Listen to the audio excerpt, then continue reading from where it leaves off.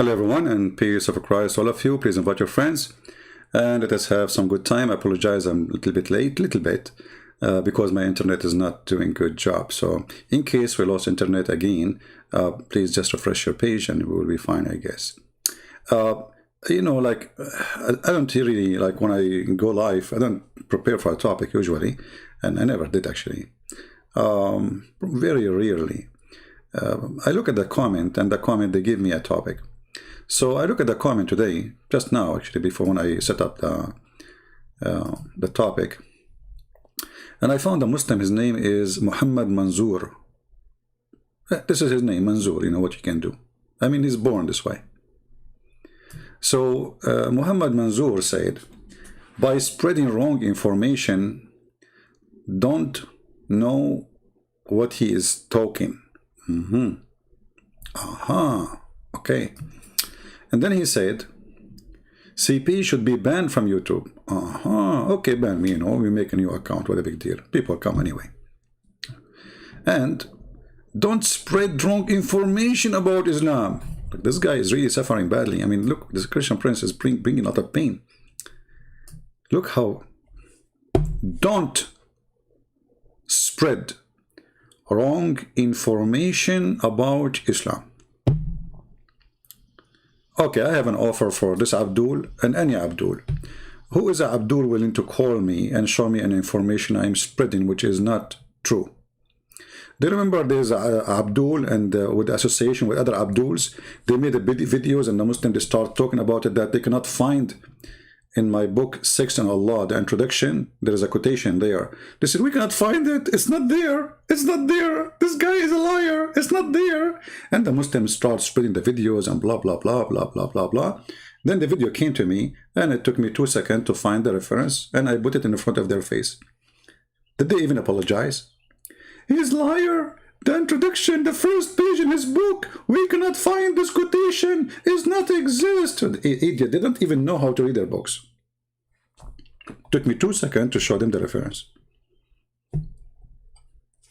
So now, you see, instead of making a statement saying he spread wrong information, why you don't call me? You see, and your beard is long. Alhamdulillah. You know, I bought a broom, by the way. You know, those ones, like, they come with the dust collector, the one you collect when you are standing, you know. But if I met you before that day, I will not waste my money. You can do the job. And actually, this is why you're afraid to call me, because you know what will happen to your beard if you call me. Now, who is a Muslim? He have the courage and the knowledge to prove me wrong in anything I said.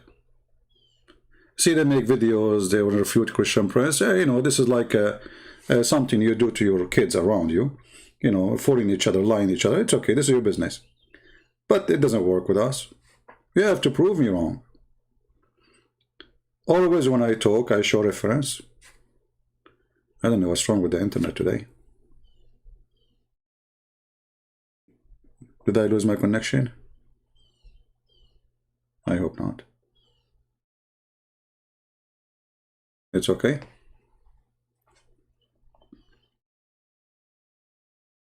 Something fishy. Okay.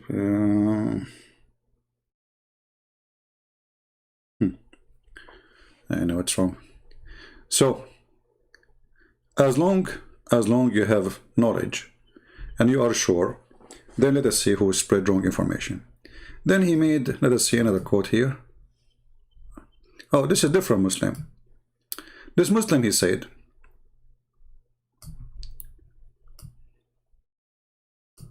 his name is Abdullah Saleh. Okay, Abdullah. Wow, shameful you are for such a blasphemy. You spread and corruption of Islam and use those Muslims who do not know much knowledge, don't have more. Okay, why you don't call me and give me the knowledge? I mean, look at their complaint. All of them, they are complaining about, okay, I'm talking to Muslims who have no knowledge. Well, show me one Muslim have a knowledge. Do you remember Zakir Naik when a Muslim woman, she asked him, why the women, she will not get, you know, virgin. I mean, like the man, he will get virgin. He said to her, Sister, first of all, the Quran promises us the word whore. And the word whore is the plural word, which means it is female and male. So, sister, you are going to get whore too. Alhamdulillah. The Muslim woman, she will get whore.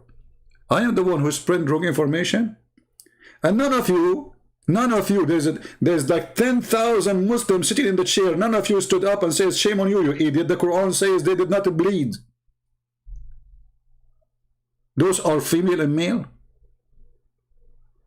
So who is the one who spread wrong information? Just because he defends Islam, you know, whatever he say, even if it's stupid, you agree with it, no problem. Huh? The word whore is male and female? Are you sure, brother? Yes, brother. Yes, he says that, brother. So what this verse here is saying? Huh? What? The word whore is male and female?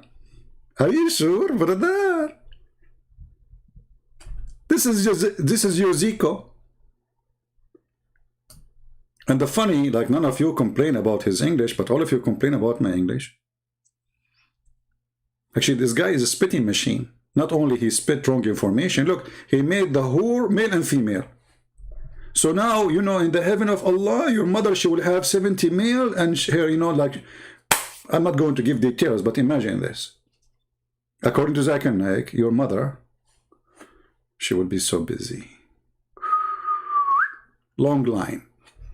Hey, you cannot pass your, your turn. Stand in the line. This is the Abdul telling about his mom. She's in the bedroom. Abdul, so Zakir Naik, he promised your mother she will be by at least 72 too. Alhamdulillah. And none of you get upset?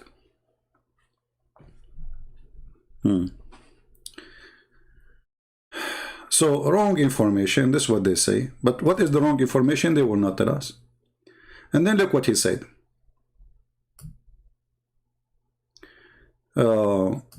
These Muslims who do not have much knowledge, why don't you go to Uthman at Balboa Park? Because you realize we offer this Uthman to call me, and we, every video he make, we can make 100 laugh about it. Actually, isn't it this guy who made a copyright claim so I can take the video, respond to him down? Potato.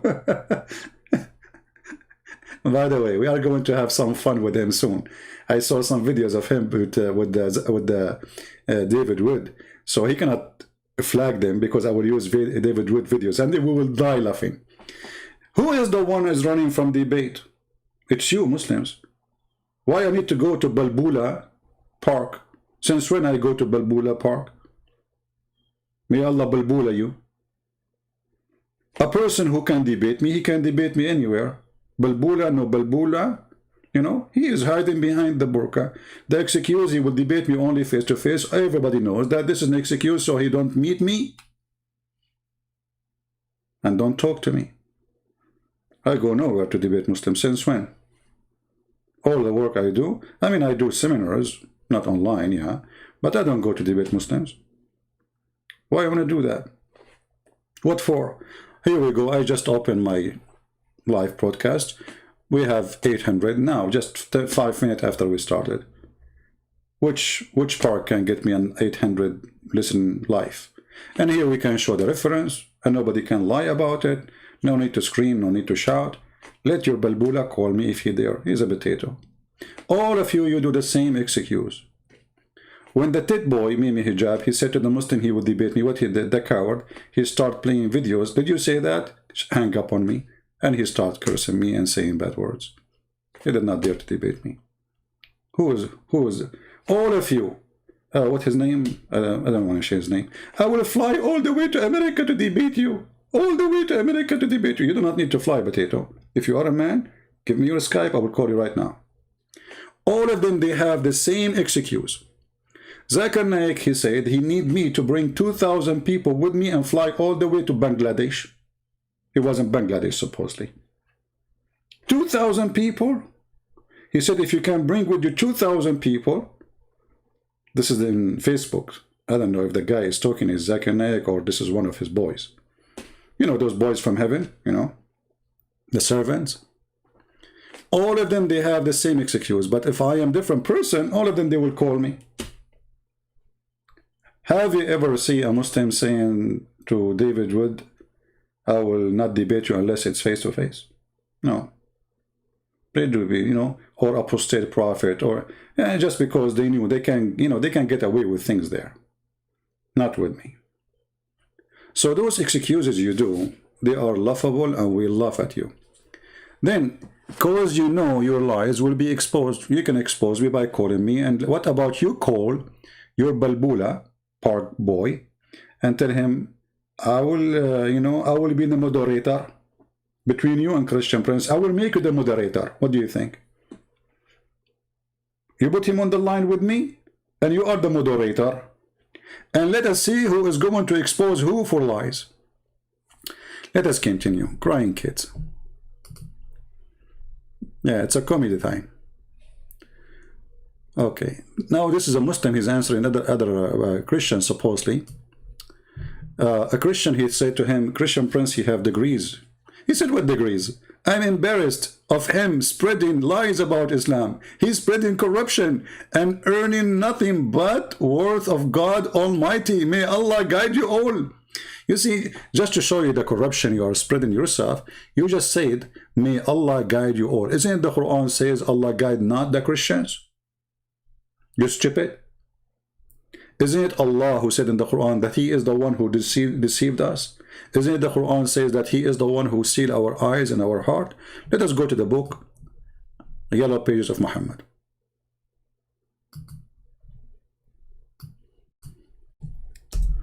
In the Yellow Pages of Muhammad, it says the following.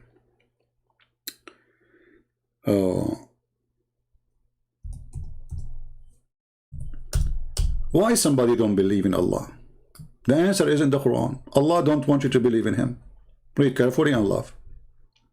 Allah has set a seal on their heart and on their hearing, and their eyes is veil.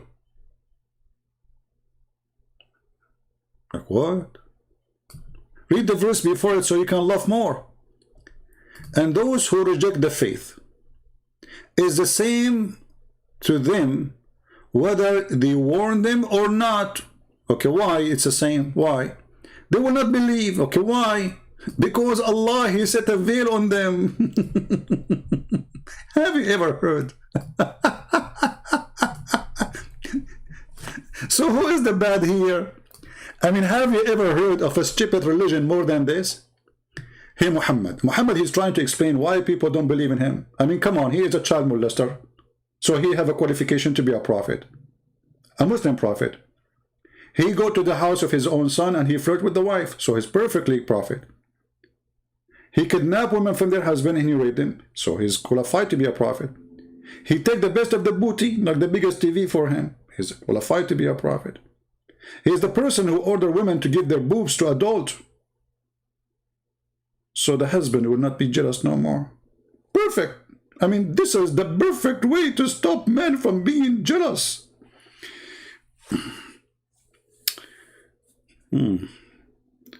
So if I work as a driver for somebody in Saudi Arabia, and the husband is jealous, the wife, she will say to me, let us practice the sunnah of the Prophet of Allah.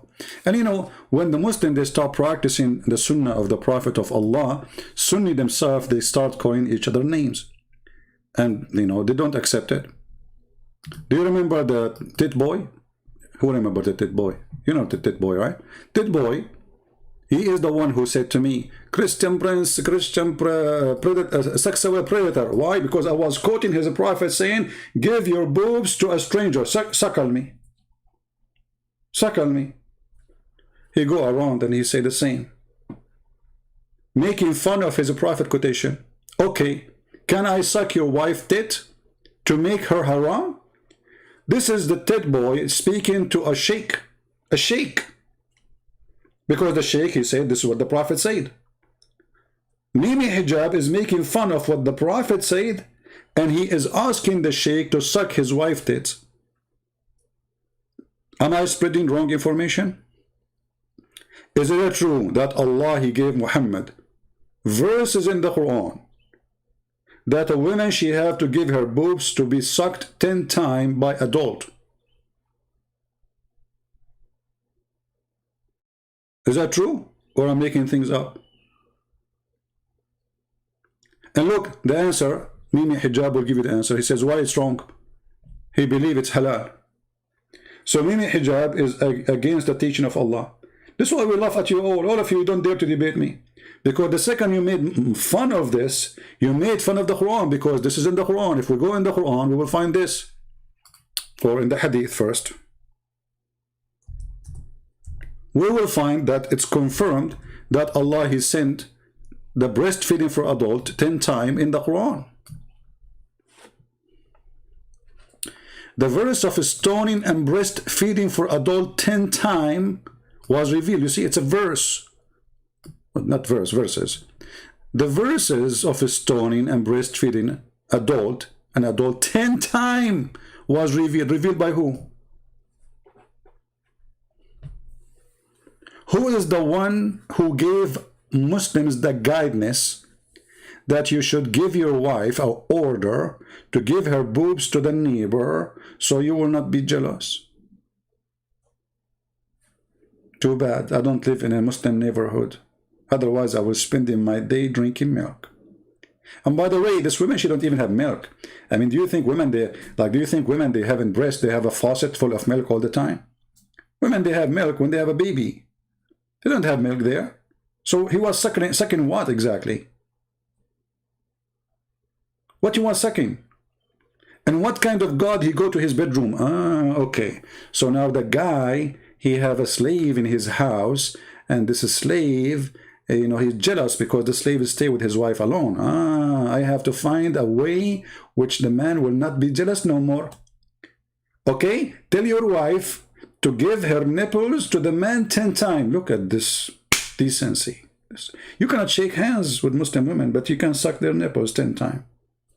And you will say to me now, I'm spreading fake information, fake news.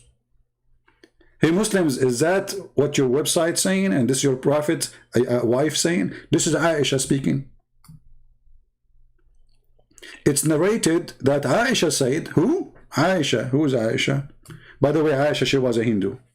And she's paid for by the Jews to say this, obviously. And here we ask ourselves, what kind of religion, what we are talking about here? Are we talking really about religion? This guy is a crazy man, Muhammad, obviously. He's making fun of people. Who in the world will believe that there's a God who sent an order to his prophet, revealing verses for him? And the verses to teach the followers that a woman, she have to give her breast in 10 different days, in 10 different times, to suckle them until he is satisfied. You don't just put your mouth there for a second. You have to stop only when you are done. Is that a wrong information? Any Muslim would like to say anything? Yeah, do you think Aisha is spreading for fake news? And here, not to forget to mention that those verses are gone by what is the excuse? The goat ate it. I mean, who in the world want to believe in such an excuse? Don't the Muslims, they say that we memorize the Quran by heart? Who is a Muslim want to recite for us the 10 times breastfeeding for adult? As long as the Quran preserved, correct? Not brother, not a single word brother is gone, brother. Oh, okay. Well, I don't know. The book of As-Suyuti says that, as an example, the chapter of Al-Ahzab used to be equal to the chapter of Al-Baqarah, which means there's more than 100 verses are missing in one chapter alone, or 110 verses. Any Abdul? Who is willing to recite for us the chapter of a breastfeeding for adult? And how in the world the goat ate it and now you Muslim don't have it? Okay, the goat ate the paper. But did the goat eat the memory of Aisha, the memory of Umar ibn Khattab? I mean, it looked like this goat ate everything. This goat was going from a house to a house. She ate the memory card, the memory flash drive, the paper. She ate anything, this goat. To the point not a single Muslim remember the verse. Who would believe in this garbage? Okay, the goat ate the paper. We got it. Not a single Muslim remember the verse.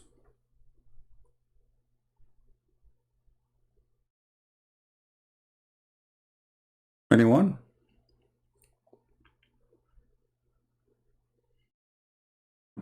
Any Muslim remember the verse? So we find here that Islam is not anti-goat resistance, like there's phones like they say water resistance, dust resistance, theft resistance, whatever. Islam is the word of Allah is the goat ticket. Yeah, that's it. Where we can find the verses now, the goat ate them. Where is the goat? She's dead. Allah knows best.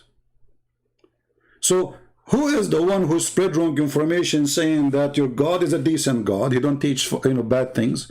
Is ordering women to give their boobs to a stranger is bad or good? Where is the God who ordered women to wear burqa and decency supposedly? So he ordered them to wear burqa, but then at the same time he told them you can do muta. And who is the one who spread wrong information saying that the Quran is preserved? When right now we have many Quran. And not only that, even your prophet Mumu, he said that Allah, he gave him 7 Quran. What? Yes, brother. Do you see it? And you see the funny here, that Muhammad is negotiating with Allah. Allah, he sent him one Quran. Muhammad says, no, I don't accept one Quran, okay? Because my people are slow. Read it. It says there, letter by letter. I'm not the one who's saying that. The Prophet was present at the pole. He go to the pole.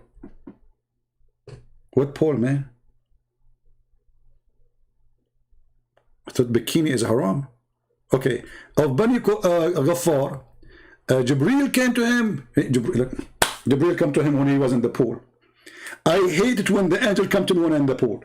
I mean, come on, I'm all day long not busy, and now I'm having fun in the pool, and now you are coming to me. Hey, Kerry, if you spam the text again like this, I will block you. Anyone will spam the text like this, you are a Christian or not, we will block you. Don't act foolish.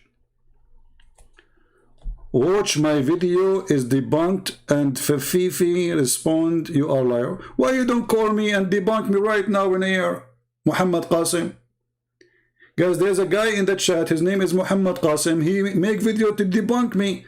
Can you call me right now and debunk me live? What do you think, people? I have an invitation for you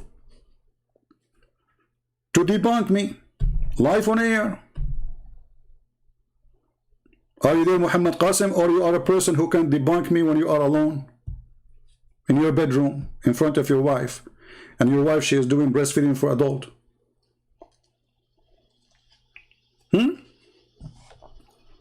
Muhammad Qasim, you and the one you mentioned, why you don't call me?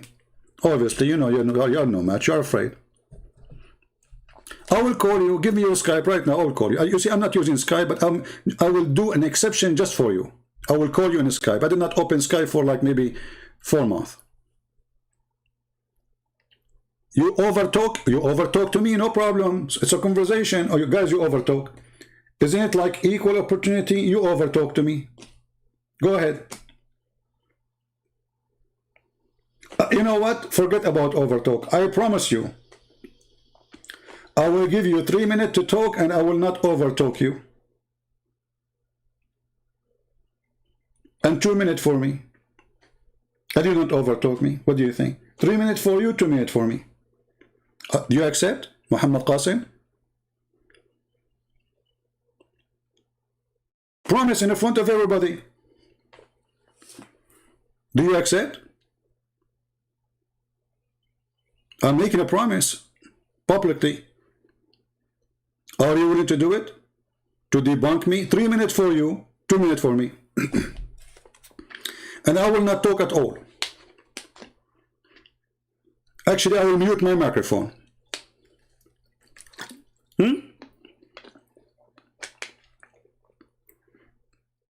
Are you calling a friend, Muhammad Qasim? Oh, let me download the Skype. He is downloading Skype now. Okay. Let me know when you are ready, my friend. So guys, invite your friends. We have Sheikh Muhammad Qasim. He is going to debunk me. And you will be witnessing a life disaster. How a Christian prince was debunked. With no mercy. I'm waiting for you. You do not need 15 minutes to download Skype, my friend. It takes 2 seconds. Let me know when you are ready. 15 minutes to download Skype. In 15 minutes, I can go to Home Depot. I can buy poison for rats. And I can bring it to the Jewish woman who was cooking a goat for your prophet.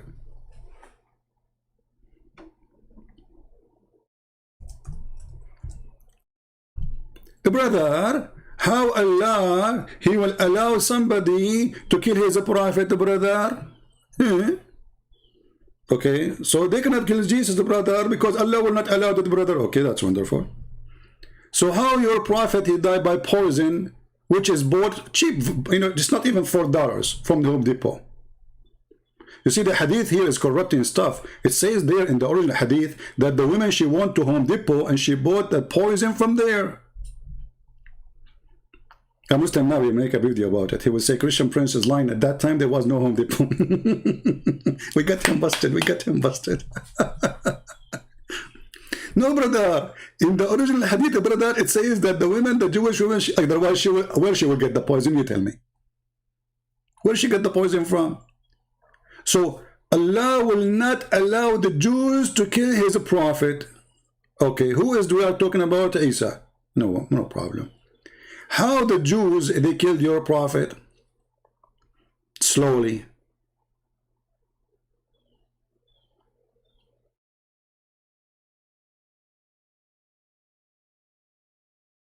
Guys, do you think Qasim will really go to Skype to contact me? You see, I made an exception. I'm not using Skype no more. But just for him. Are you there, Muhammad Qasim, or you think we are going to forget about you? I think Muhammad Qasim is going to go. He will say right now, I have to go to Home Depot. Just wait. You are waiting for nothing. He will never come. He will never dare to speak to me. And he is now busy. You know, he just remembered that his wife, she asked him to go and buy some nail glue. And why you need nail glue? I'm going to nail you with it.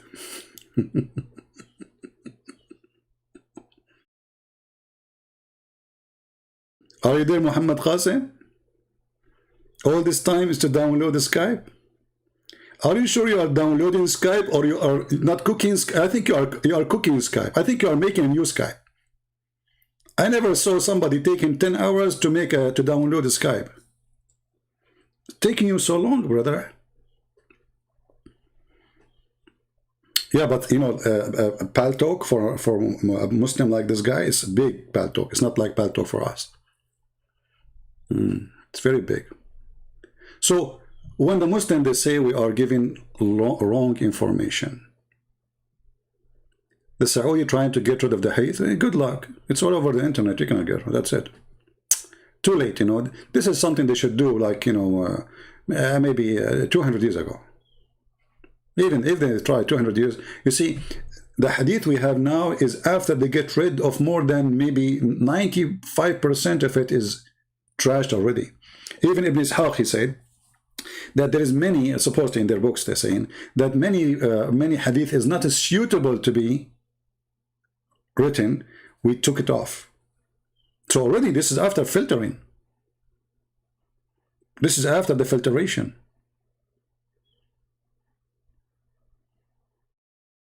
Muhammad Qasim, are you there? Okay, Muhammad Qasim, he took a vacation, I think.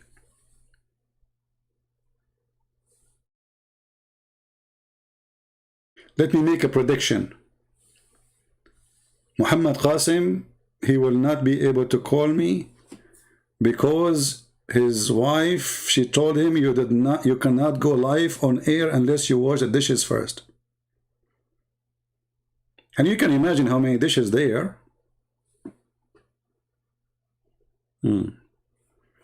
Anyway, anyone would like to call me, if you are a Muslim, you think you can really refute me, feel free. I will give you even time more than me to talk.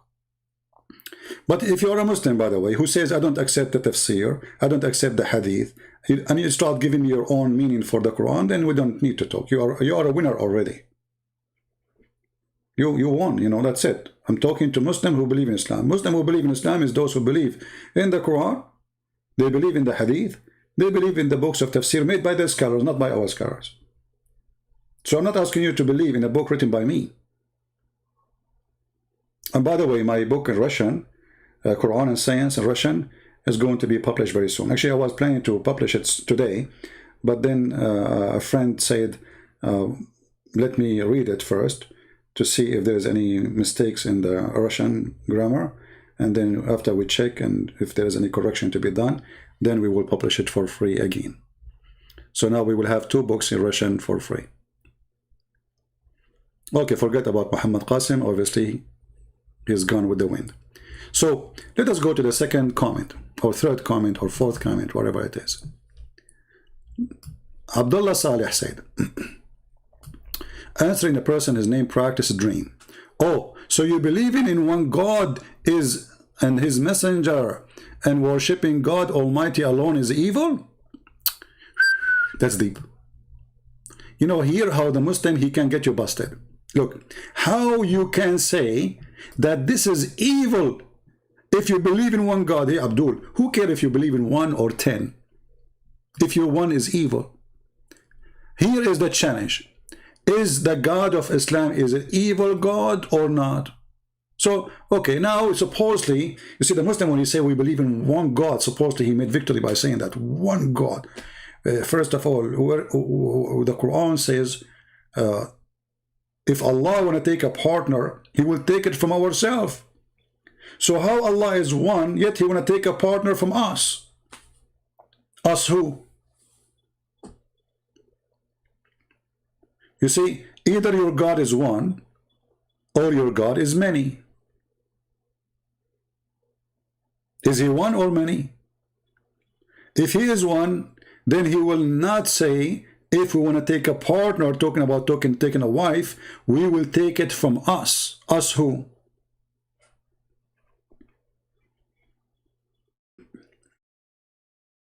So the first thing a Muslim, he come to you, we worship one God. As like it's like a Discovery Channel, like, wow, one. Who cares if it's one God or not? The question is your God is true God or not? Your God, he said to Muhammad, read it 3 times, still Muhammad cannot read. If he is a true God, even Muhammad a donkey, he will read in all languages. If my God now, he speak to me, he says, speak in Hebrew. Okay, I do not know Hebrew. I was, but right away I start shalom, start talking Hebrew.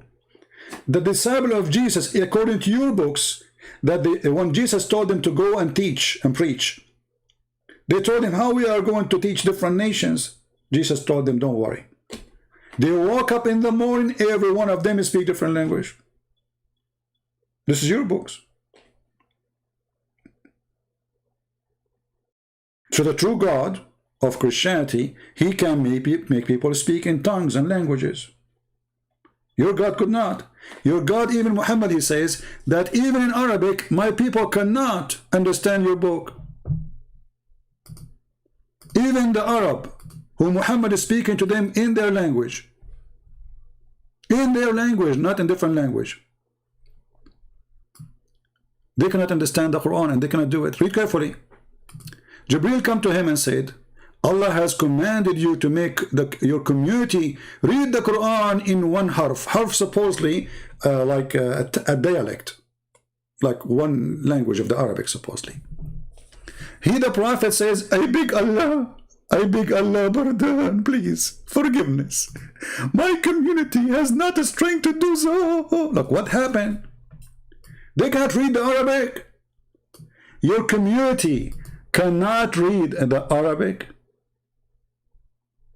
Man.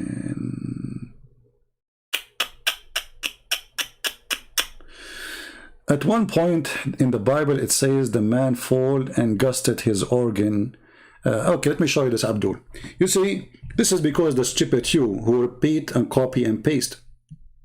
It's the same statement, you idiot. A person who was hanged, after his body decay, he fell down and his body demolished. The answer. See how easy it is? The Bible says, one verse says he was hanged, the other verse says his organ came out. His organ came out, if you like. If I show you right now from your prophet story, it says, قَدْ رَبَى بَطْنَهُ. Your prophet, when he died, they did not bury him for 3 days. So his belly became so big, full of fart and gas. And if you leave it this way, the belly will burst. This is normal for a dead body, decay. This is what happened here, you idiot. So he was hanged and nobody take him down until his body decay and his belly burst. So one verse says this and one verse says that. We got you busted, Abdul. You are talking to Christian Prince. The question is now, as long you mention this, what kind of a prophet he say that our Allah, he promised us that the body of the prophet will not be decay. And then the Muslim did not bury him for 3 days. And then after that, Muhammad belly became so full of fart. Who want to debate me about it and challenge me to show the reference? Muhammad, he said, oh, pray on me. Invoke prayer on me. Not, you see, not a blessing, this is a lie here. They said to him, Prophet of Allah, how we are going to do that and how our prayer will go to you if your body will be decaying? He says, Allah has forbidden the earth from consuming the body of the Prophet. Because of this statement, when the Muhammad, he died, the Muslim, they did not bury the full Muhammad for 3 days. And then what happened? The hadith says, قَدْ رَبَى بَطْنَهُ. His stomach became so big.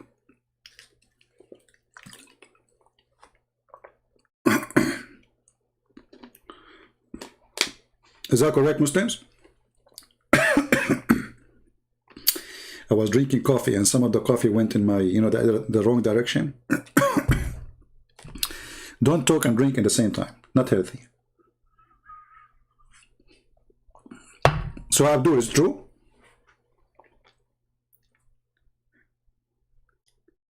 Let us open the graveyard of Muhammad and see if his body decay or not. It will take 2 seconds to prove if Muhammad is true prophet or not. Because if his body in the grave until now never decay, that's when Muhammad was telling the truth.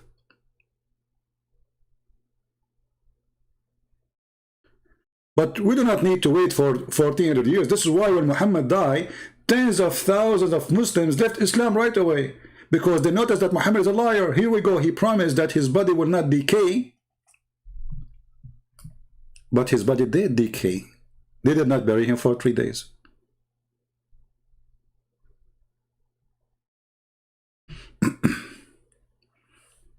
Any Abdul?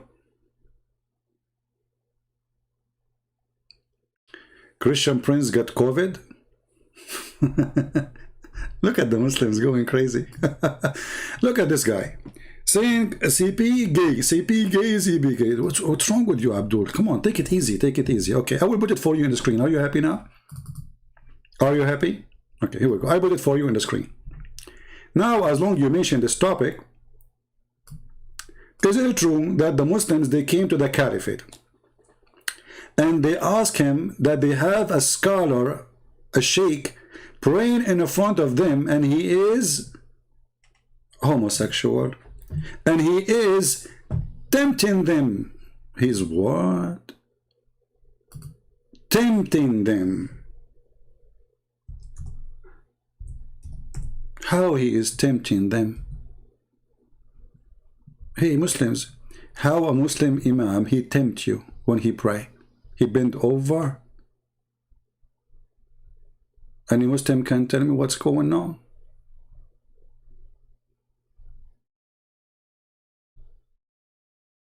Huh? Here we go. Yeah, see, when they talk about gays and homosexual, this religion, if you have my book, Sex and Allah, you would die laughing. I went to Uthman, his name is Uthman, Ibn Affan, while he was besigned, which means he became the caliphate, and said to him, you are the chief of the Muslims in general, and you see what happened, fell into you, like what fell into you? Look, it's big problems. We are led in the salat, in the prayer, okay, by a leader of al-fitna. Fitna, this is a big word. Fitna, what mean? Trial and affliction, etc. What he do?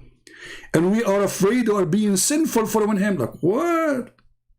Uthman, he said, salat, the prayer, is the best of deeds. So when people do good deed, do the same. And then the guy, he says,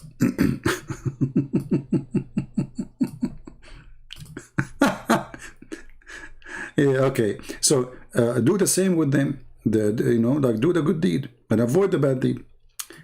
So Az-Zuhri, he said, in our opinion, one should not offer salat behind a feminine person unless there is no alternative. So look at this guy. He is saying that we Muslims, we are getting tempted by a feminine imam. By what? A feminine imam. How he tempt you unless you are a gay yourself? We have Muhammad Manzoor here. How are you, Muhammad Manzoor? Hey, Muhammad Manzoor. If you are praying behind a homosexual imam, how you are being tempted? How those Muslims are being tempted by a homosexual imam? Who caliphate, he see no problem with him. Can you tell me? Instead of focusing in my face, I see that you Muslims, when you pray, you don't focus on the face. Obviously, the guy is bending over and you are focusing in something else. How you are tempted by a man, he is bending over in front of you, unless you are a gay too. So look at those hypocrites. They went to the caliphate saying to him, oh, the imam is a gay. And we are being tempted. Okay, how you will be tempted unless you are a gay yourself? And as long as we are talking about this, there's a Muslim, he says, oh, in the book of Genesis, chapter 24, it says that the servant he held under the thigh of Abraham to take an oath, he was begging for mercy, I did not do it. Or he, he is taking, I'm not guilty, please forgive me, please. He hold his leg. Somebody will say to you, oh, it meant he hold his testicles. Does the verse there says testicles? It says under his thigh. So he's holding his leg, begging for mercy. So what about your prophet kissing men and hugging them, and they are kissing him down his belly? Is that true or fabrication?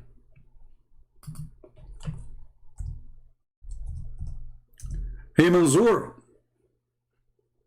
who is the one who spread wrong information? I want you to tell me if this story is true or not. Your prophet, he left his t-shirt. The guy, he complained to Muhammad. He says, you are doing this to me and I am now wearing no t-shirt, but you are wearing a t-shirt. So the prophet, he pulled up his t-shirt. So now he's topless. Muhammad in the beach. And the man, he starts, supposedly, some translation, like the translator, he tried to make it look like the man is kissing the prophet. Not the prophet kissing the man, but it doesn't make a difference anyway. So he said to him, you are wearing a shirt, but I'm not. The Prophet, then he raised his shirt, and the man embraced him. Look, he cannot embrace him with shirt on. He cannot. And then he began to kiss his side. Which side is that? It says, kashhahu. The kashah is down the belly. A man is kissing you there. Why? You are an infant? Like, you know, some, you know, like people, they like, they put their mouth in the belly of that kid. He starts laughing, blah, blah, blah, you know. Okay, we can say this is like a kid, but this is your Prophet. He's a man. Why a man kissing him there and he is wearing nothing? Is that a tradition? Are you going to say I'm spreading wrong information? No, it says here Sahih in chain, Sahih al-Isnad. See?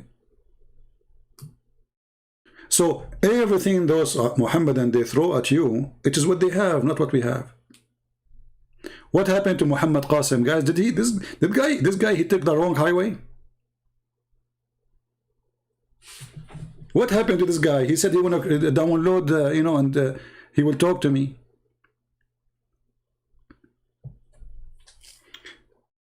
Okay, let us go and see more comments. Okay, so believing in one God is evil? Yes, it's evil, because your God is the devil, and we can prove it. What kind of God he order women to give their boobs to strangers? What kind of God he order men to have sex with the children? Right? Muhammad Yusuf, if you want to call me, you can call me in Paltalk. Skype, it was only one offer deal for a guy, his name is Mansour. You want to call me in Paltalk? Let me open Paltalk for you. I don't use really Paltalk, but this guy, you know, he keep making excuse, so we said to him, okay, we go to Paltalk, to, sorry, in Skype. So, I will open Paltalk. If there is any Muslim, he would like to call me.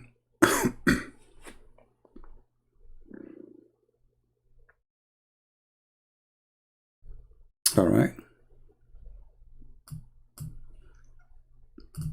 Try to use your computer, please.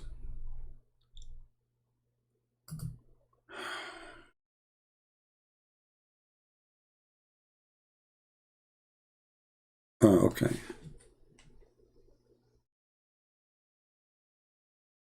Kim Jong, a Muslim, he is trying to guide me.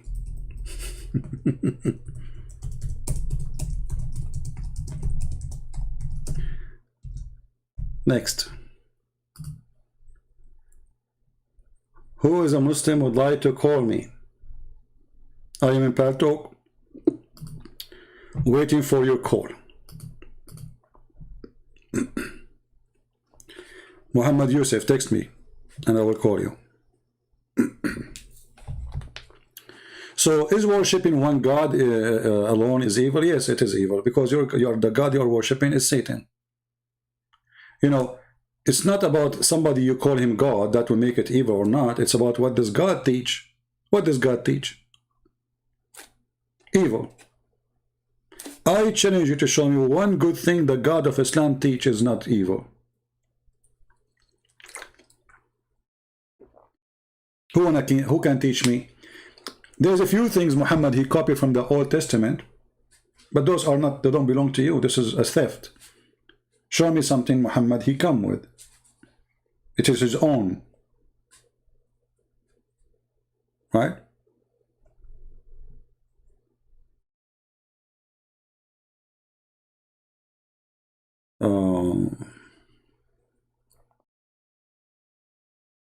Any Muslim?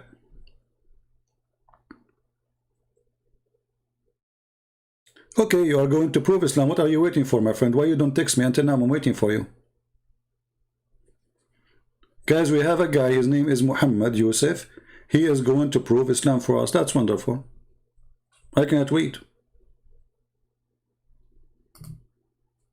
Waiting for you, my friend.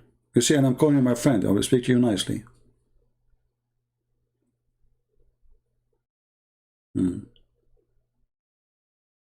Don't use somebody names. So do we have any Muslim would like to call us or to prove us how Allah is the one God? Even the Quran is against what you are saying. The Quran says Allah, if you want to take a partner, He will take it from us. If Allah is one, there's no us. Especially He's talking about a partner.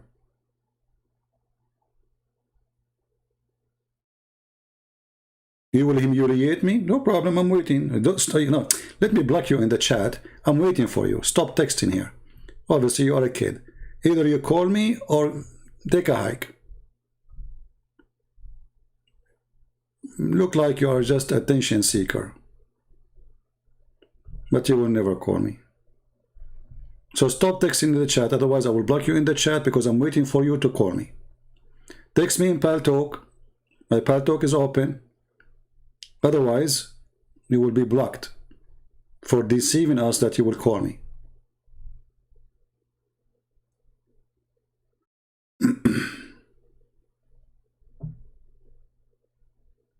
Muhammad Ismail saying he will humiliate you if you call Muhammad Qasim. Look, Muhammad is talking to Muhammad, giving advice. So now we have two Muhammad advising each other. Look at this, look at this. The corporation. Muhammad Ismail saying to Muhammad Qasim, or Muhammad, whatever his name, he will humiliate you if you call Muhammad Yusuf. He has no interest in truth. Like, what? So you are asking him not to call, right? And how you will be humiliated if you can prove me wrong? So you know that you are no match. This is why you are trying to tell this guy, don't call. You don't know what's going to happen to you. We cannot defend Islam, brother. This is the truth.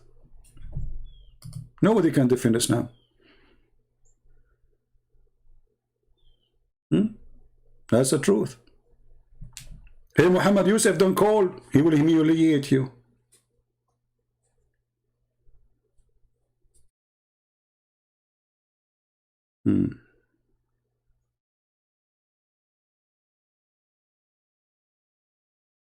So if you are a Muslim who have knowledge of Islam and you call a Christian prince, you will be humiliated. Why?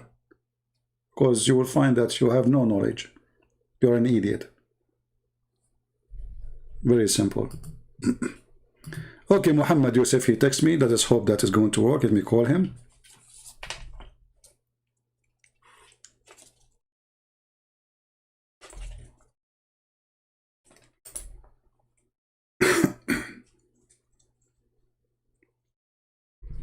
All right. We are calling Muhammad Yusuf. Hold on.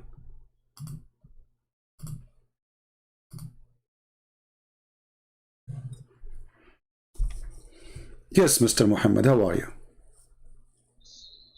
Wa alaykum assalam. You said to me, assalamu alaikum? Yeah, but is it wrong to say assalamu alaikum to someone who is a Christian? This is the same kid. You remember him? This is Chipet kid. Get out of here. He's not even a Muslim. Who is a real Muslim when I call us? No, this is not a Muslim. This is just a kid. He liked to call and, you know, annoying person. Just a stupid kid. Any Muslim?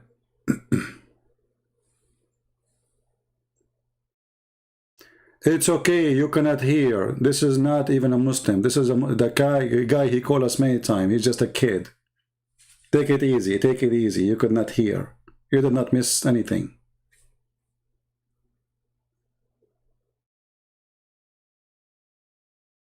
And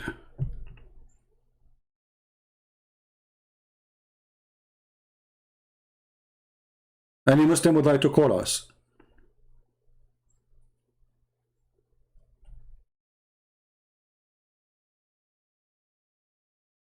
Anyone?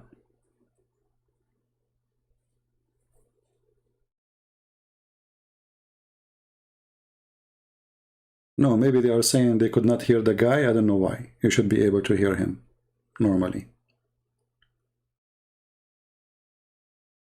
So, any Muslim who is a Muslim is willing to call us. The only one who calls us is not even a Muslim. He's just a mental ill person who needs attention.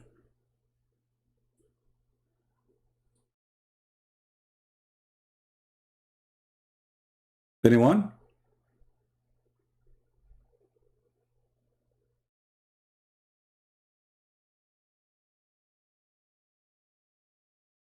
Well, my Paltalk is open. Text me and I will call you.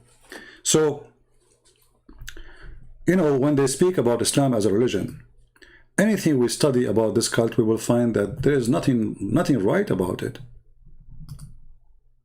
Like when Muhammad here, he said that your prayer will be submitted to me. Isn't it this is blasphemy against God? Who are you? You are just a man. And how a prayer of all those Muslims will be sent to Muhammad? In order for Muhammad to review all those prayers, first you have to be alive, not dead. Because your body decay or not, does that mean you are alive? How the prayer will be submitted to you? And I thought the prayer would be submitted to God. We found that the Muslims, they believe that their prayer is not going to Allah, it's going to Muhammad. He is their God.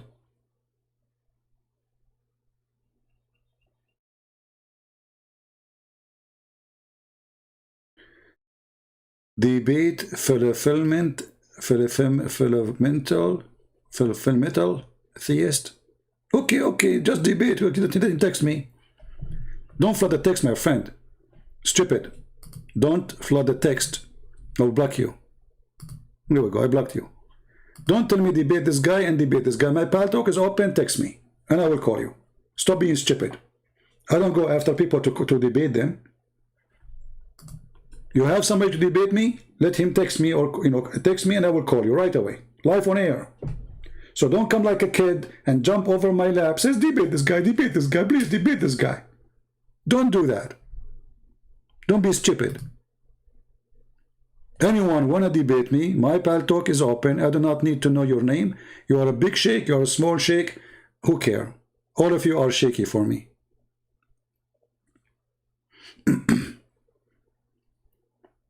Anyone? So how the prayer of the Muslim will be submitted to Muhammad unless he is claiming to be God? And actually he changed his name to the praised one, so he will be the praised one. He will be God. So now Muslims are praying for him, and the prayer is submitted to Muhammad, not to Allah. But Muhammad supposed he is dead. No, he is not, brother. That's what Muhammad is claiming. And by saying such a statement, he claimed that he is God, because the prayer should be submitted only to God, not to a man. Don't the Muslims, they say, we pray only to Allah? Don't they say that? Well, read with me. Their prayer is on Muhammad, and it is submitted to Muhammad. Where is Allah?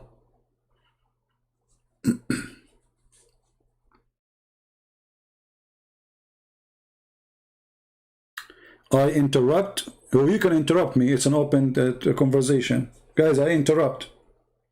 You interrupt me too. Who's holding you? That's a false excuse.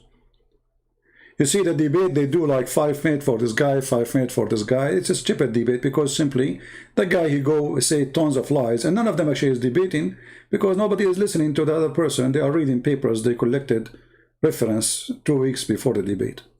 Here we have a real debate. Interrupt me. Whatever goes for me goes for you. Whatever goes for you goes for me. It's a debate.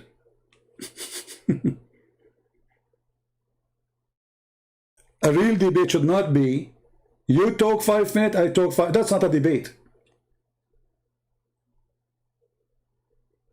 That is a theater.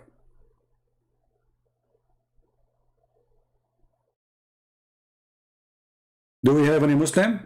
Have the courage and the knowledge.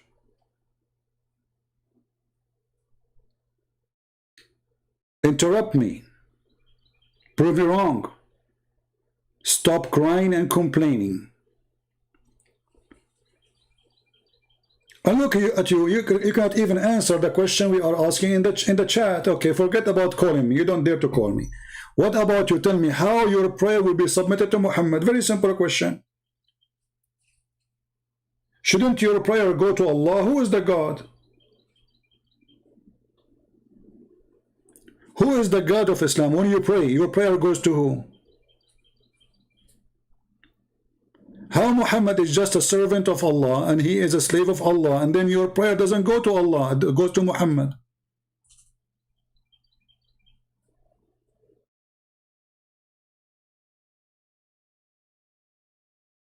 Anyone?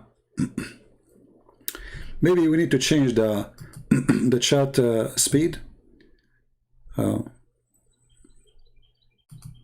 Maybe it's too fast. Okay, let us make it in slow mode. We will make it every 30 seconds. So to make it easier for the admin to watch the chat. Any Muslim?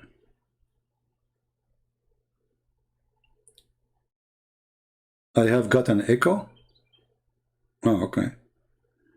Well, sometime I debate from the bathroom.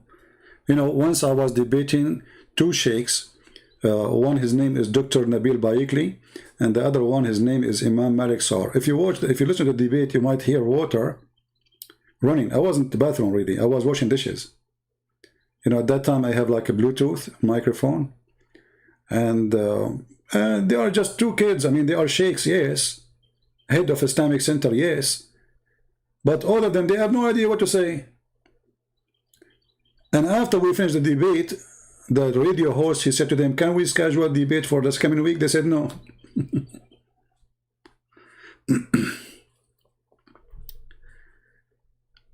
So do we have any Muslim sheikh?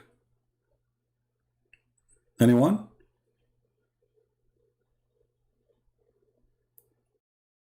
Yeah, actually, I wanted to buy those Bluetooth because it allowed me to go around when I'm staying for long. But they are very expensive. I don't know why they get so expensive. They were expensive at that time, but now they are way more expensive. So I was washing dishes, dealing with those two Abdul, and like if you watch it, like the guy, I said to him, Allah, so how Allah have a leg? He says, okay, Allah have a leg, but is his leg of Allah is like yours? Who care? Supposedly now he's getting me busted. Is the leg of Allah is like yours?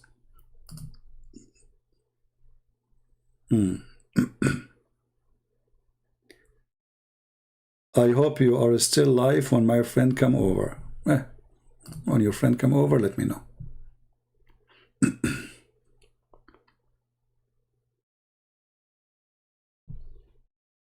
Anyone? Actually, there's a benefit for you if you are a Muslim, if you call me, because you can download the video, you can post it in your channel, and people will say, my debate with the Christian Prince, what do you want more? Muslim will subscribe to you like crazy. Even though they will be dying laughing at you, who care? Still Muslim will support. Anyone? Debate Imam Murrah? No problem, we can debate Imam Murrah, his sister, his mother, and even his breastfeeding for adult.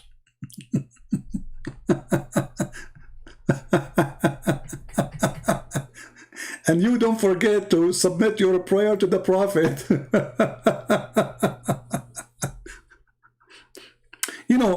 This religion, I mean, those Christians, they say lies about it. All right? So the Prophet, his body will not decay. And the Christians, they put in the Muslim books that the Prophet's stomach was full of fart and he stink. Yes, brother, those Christians, they put those things in the Muslim books. Christians, they put it there, and the Jews, they put it there. Oh, okay. I see. Any Muhammadan?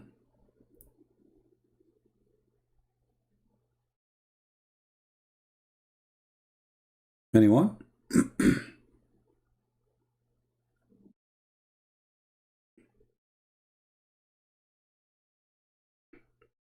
Hello? Why the prayer of Muslims will be submitted to Allah, Prophet, not to Allah? Muhammad Qasim, you are online? You are in Skype now? See how nice I am to you? I did not open Skype for a century. I will open it just for you. Hold on, let me go out of Paltalk then and open Skype just for Muhammad Qasim. All this time took Muhammad Qasim to download Skype. Okay.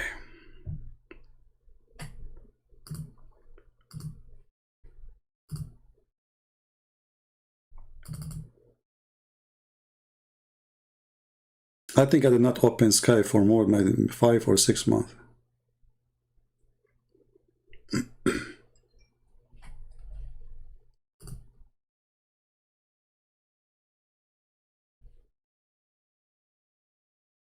Okay.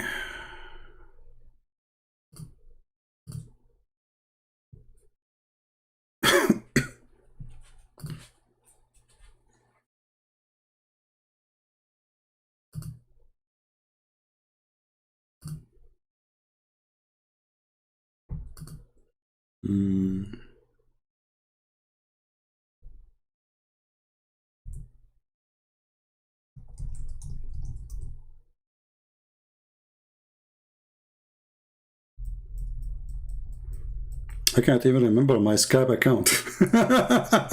what it was? What is my ID in Skype account? Hold on.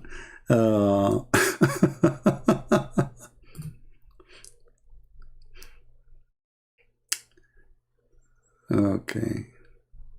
Well, even if it's ultimate fart, it's okay. We will have fun. It's good to have him, so we can laugh.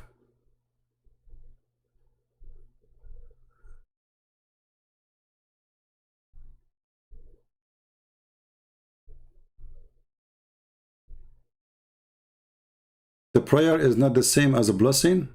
No, it says your prayer, you know, salatakum. Same time, your blessing will be sent to me. You're dead.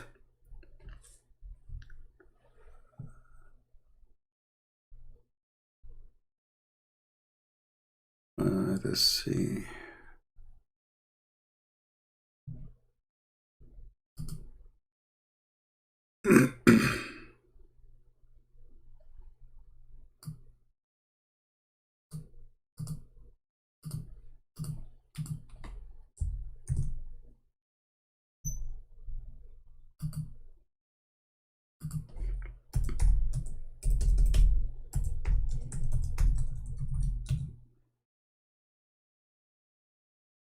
All right, we are in Skype now.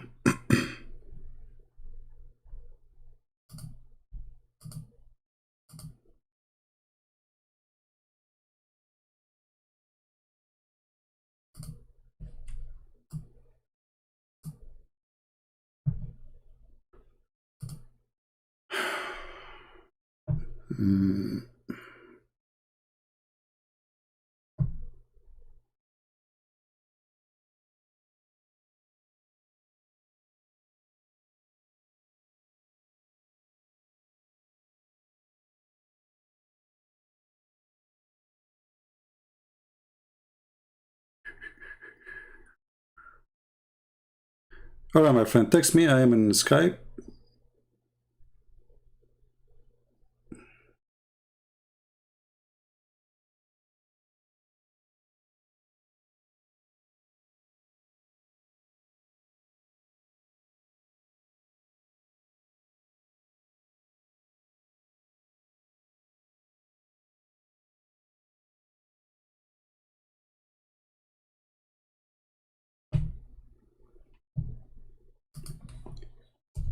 Man, I have tons of text in this Skype. Endless.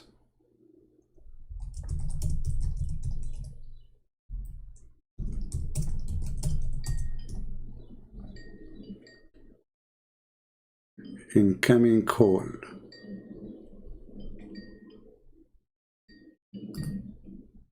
Hello? Ultimate? Hi, Ultimate Fart. How are you, Ultimate Fart?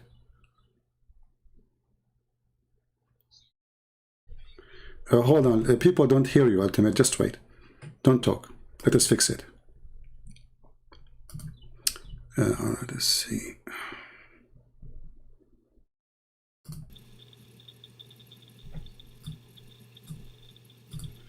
Just wait. Just wait.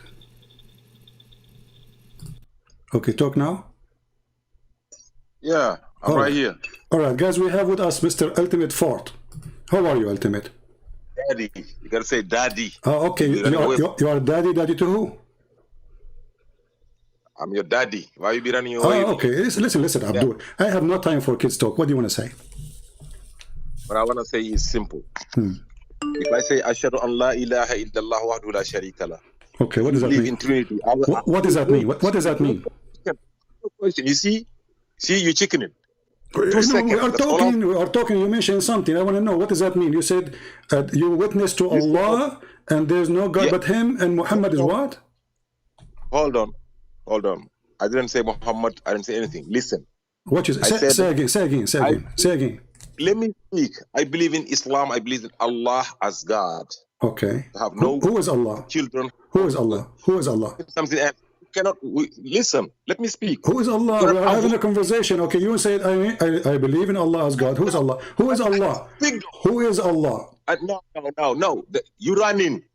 Give me 2 minutes. Speak, and then you speak. Let me. No. Listen. I will give you 10 minutes. You said believe in Allah. Shouldn't I know who's Allah?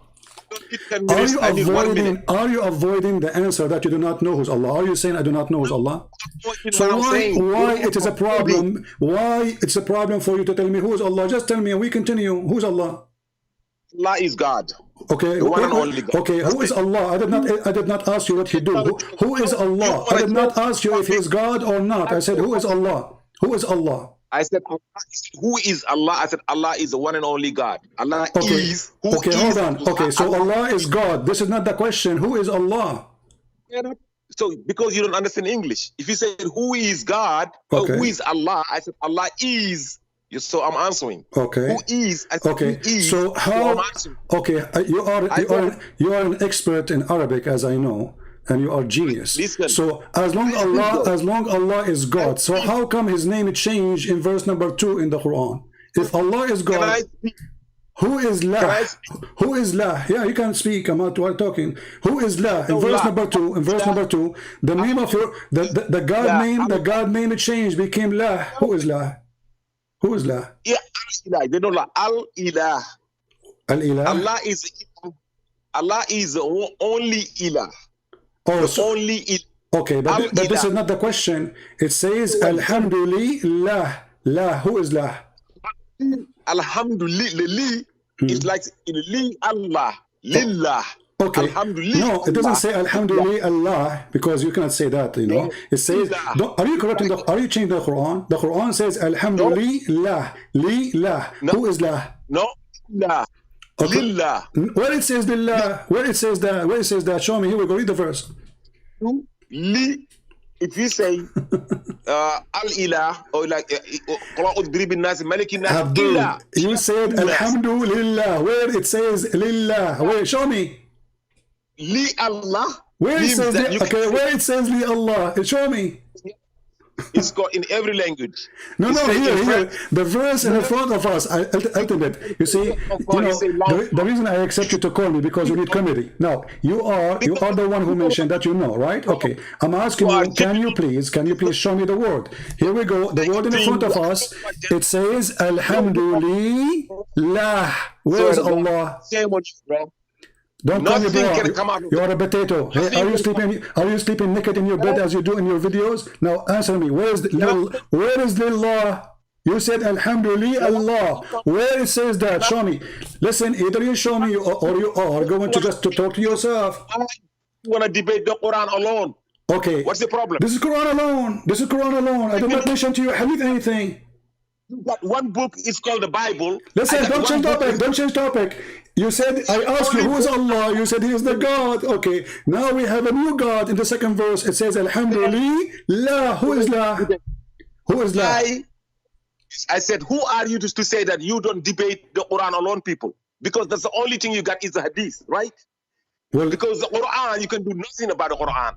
Okay. If I'm a Muslim, why you are changing the topic? Why you are changing the topic? We did not mention any. We did not mention any hadith now. Don't change the topic. Abdul, you are a potato. Here we go. So you are in the corner. Now you want to change the topic. Where is li Allah? Where it says in the verse Alhamdulillah Allah? Abdul, stop changing the topic.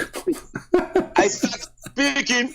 You cut me off. I was gonna ask you. I don't want to cut you off. Okay, you said Alhamdulillah Allah. Where is Allah? Alhamdulillah. Lillah. Okay, let us type it in the screen, me and you together. Hold on. Let us type it in. Hold on. Let us type it in the screen so everybody can see what you just said. Alhamdulillah. Here we go. Li. All right. Allah. Lah. Lah. Alhamdulillah. Like al-ilah. Go to chapter. Don't add things is not in the verse. Is it in the verse or not? Give me what the verse saying. Give me what the verse saying. What the verse saying? What the verse saying? Does it say Alhamdulillah Allah or Alhamdulillah? Now, can you shut up and let me explain that? You don't need to explain. Just tell me first. Does it say Lillah or no? Now, can I explain though? Okay, can you show me the Alif? What is the L? Can I explain? Where? Show me. Here we go. Where it says L. Here we go. Here. Let me explain. Everybody, don't explain, you idiot, you donkey. What to explain? It's in the front of us. Here, the L is in the front of us. Allah. You see, there's Alif. Here, there's no Alif. Alhamdulillah. So, are you going to? Where is the Alif? It's called the yatus. Every time two vowels meet, it's like you say an elephant. You don't say elephant. You say the N. Okay. Elephant. So you are saying to me that this is because the letter is not the original of Allah name, so we can take it off, correct? You don't say N boy. Okay, no, hold on. So you are saying this is the letter can be taken off because it's not part of the name. So now listen to me. You just admitted that this is not part of the name, so we can take it off. You cannot say elephant. Yeah, no. You cannot say because it's not part of the name, you idiot. So listen, you are saying to me now that the L is not part of the name. You just admitted that the L, so the L is not part of the name, so we can take it off, correct? It is part of the name. So how you can take it off? So how you can take it off? Okay, what is the first letter to Muhammad? What is the first letter? What is the first letter in the name of Muhammad? What is the first letter of the name of Muhammad? Is it M? Can you take the M off? Can you take the first letter of the name of Muhammad off? I said, Muhammad is not God. Doesn't matter, it's a name. So you can take a letter from the name of God, but you cannot take it from the name of a man? Listen. Listen to me. There is so many ilahs. If you say this, listen. One and only. Ultimate. Do you speak Arabic? Do you speak Arabic? Do you speak Arabic? You see, I said, you're changing a subject. Listen, do you speak Arabic? Do you speak Arabic? Okay, so how a person who don't speak Arabic is teaching us the grammar of the Arabic? Stay on a topic. Stop running away. So now you became expert in Arabic, but you do not know how to read Arabic. So Abdul, you call me for what reason, Abdul? Potato. So you worship Allah, and you are the one who said that you follow Quran only, correct? Can we talk about... You are the one who said you follow Quran only, correct? That's the subject. I'm not changing subject. You cannot read it. Here we go. Does it say Lillah? And you agreed that we took the first letter off. I was listening. He's chickening. I swear to God, shame on you. Every 1,400 people watching you, running away like a little baby. I'm running away? Okay, you are the one who said we take it off. Now, can you take 2 minutes? 2 minutes. You said you took it off. Isn't it you who said the first letter we took it off, or me? Did you say we took it off? No, 2 minutes, 2 minutes. Did you 2 say, minutes. chicken, listen, did you say we took it off, yes or no? Answer, Did you but say 2 we minutes, 2 took minutes. off, did you say we took off the letter, the first letter, did you say that? I said 2 minutes, 2 minutes. We agree on 2 minutes, 2 minutes. 10 hours, 10 hours, 10 hours, 10 hours. Now, did you say, did you say we took off the first letter, yes or no? I will answer if you accept the principle of 2 minutes, Just 2 get minutes. lost, coward, son of Mut'ah. See, our God is Allah. Who is Allah? He is God. Okay, how his name changed in the second verse? Alhamdulillah. So Allah is not the God. You lied. And now we ask him, how this is the alif disappear? He says, do you say an elephant or an elephant? But elephant is still elephant. You don't take the letter off. You take a letter off if it's not part of the name. Very simple. What is the first letter of Muhammad? He said M. He said, do you take it off? He says, no, Muhammad is a person, not God. So you can take it from the name of God, but you cannot take it from the name of a man? Obviously, you can take it because it's not part of the word. So Abdul, I will call you again, and everybody is waiting for you to give us the answer. How you can take a letter from the name of Allah, unless his name is not Allah. Let me call you again. I'm calling you, by the way, just because we need entertainment, nothing much. 2 minutes, 2 minutes, 2 minutes. You do not need 2 minutes. You are a hero. You can destroy me in a second, man. What are you talking about?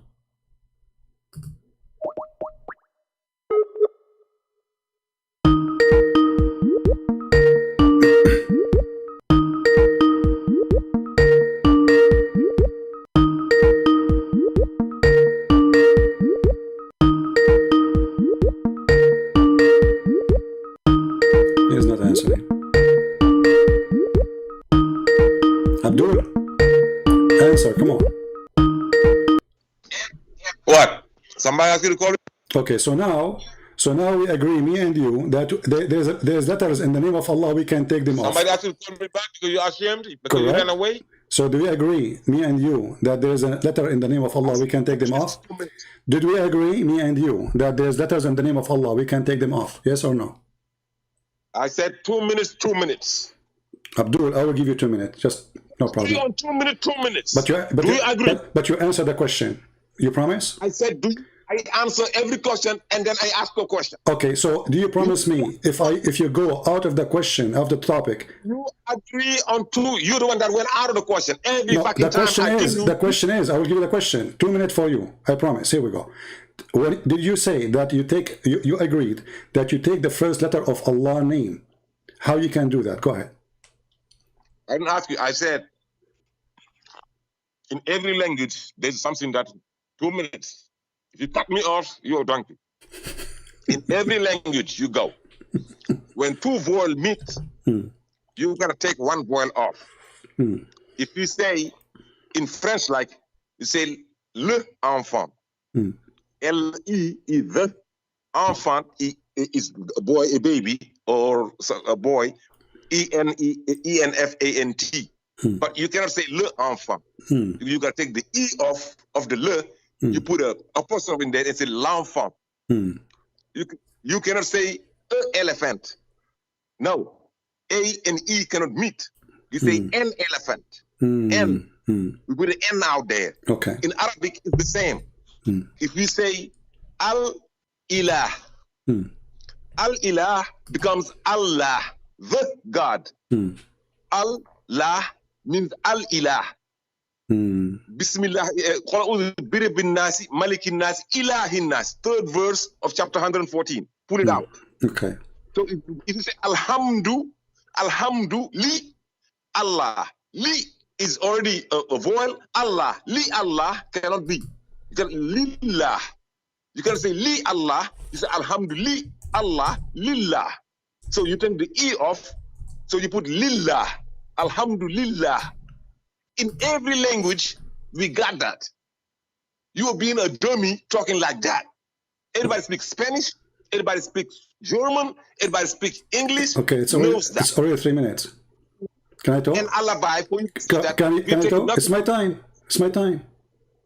What? Okay, go ahead. Okay, you just agreed with me. So you donkey. You are shouting at me for the last hour, saying it doesn't say that, it says Li Allah, and now you just said Li Lah. So all this is stupid talk to tell me, okay, the name there is Lah. You see how stupid you are? So you were shouting at me, saying it doesn't say that, CP.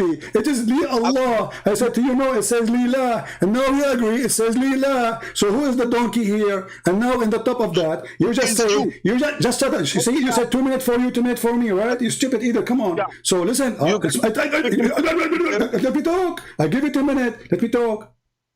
Yeah. Go ahead. So now the name of Allah is Lillah. You just agreed that you cannot put in the front of elephant, you cannot put in the front of a boy. Just shut up. And you are the one who says Lillah. Who is Lah? Now it is your turn. Who is Lah? Who is Lah? Lillah means if you cannot put 2 vowels, meaning you can take one off to make it Lillah.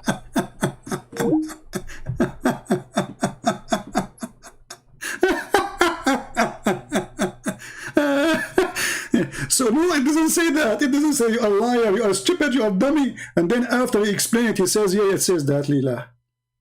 Did you hear it? The example that you gave us about the boy and the elephant, you can take it off because those are not part of the name. But the word boy is still there. Boy, start with boy. You don't say that, you don't take off the B. You don't take the elephant, A-L, elephant. You don't take it off. So an elephant or elephant, it says elephant. So you're stupid, you cannot take it off unless it's not part of the name. We have Muhammad Qasim waiting. Go ahead.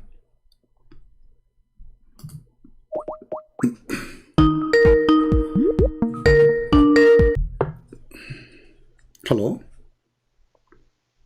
Hello. Hey, my friend, how are you? Good, good. Bismillah ar-Rahman ar-Rahim. So do you want to have a debate on the breastfeeding verse? Oh, you want to talk about breastfeeding? Go ahead. Yeah, so if you can give me a time to speak. Sure, no problem. I'm listening, my friend. Go ahead. Okay, firstly, you know the hadith that you started off the discussion with, which was about goat eating the verse. That's actually weak. And I'll read the taqreej of it. Yeah, it's weak. If you look, Muhammad ibn Ishaq is narrating with the word an, which makes it weak. You can find the scholars grading it in Shu'aib, Sheikh Shu'aib Arnout. Okay. He's classed as weak in the classification of Musnad Ahmad. So this narration about goat eating, that part is weak. But even let's say if it was reliable, right? I think Darul Salam, they put it as Hassan. Even if it is reliable, it doesn't take away from the ijma of the Sahaba, the consensus of the Sahaba, that the Quran is preserved. So that's one thing. Okay, talk about the what is the verse? Okay, my friend, what is the verse of a breastfeeder for adult in the Quran then? Like I said, it's weak. No, it's a weak hadith. So if there is verses given to Muhammad about breastfeeding for adult or not? Not for adult. No. Okay. So no, there's nothing concrete to suggest that there was a verses about so to understand what you are saying, you know, we are listening. You are saying it is weak even though the website says it's good. Yeah, the scholars have differed upon it, so it's not reliable. So who is the scholar who can decide what is good, what is bad in Islam? Like, it's up to you? No, I've told you this is muhaddith. These are muhaddith, and they have said that this is differed upon. So when something's differed upon, you can't say this is definitely the case. So then you have to back off from that narration, and you can't rely on. But there is tons of hadith in front of us. All of them, they are very sahih, and they are speaking about a breastfeed for adult. And even Aisha, the wife of the Prophet, she used to order her sisters and her nieces to do breastfeeding for adult before they can see her. Correct? Which hadith is that? Okay, if we go right now and we check out, let us see. If you can give the reference, because I can't see your screen. No problem, I will show it to you.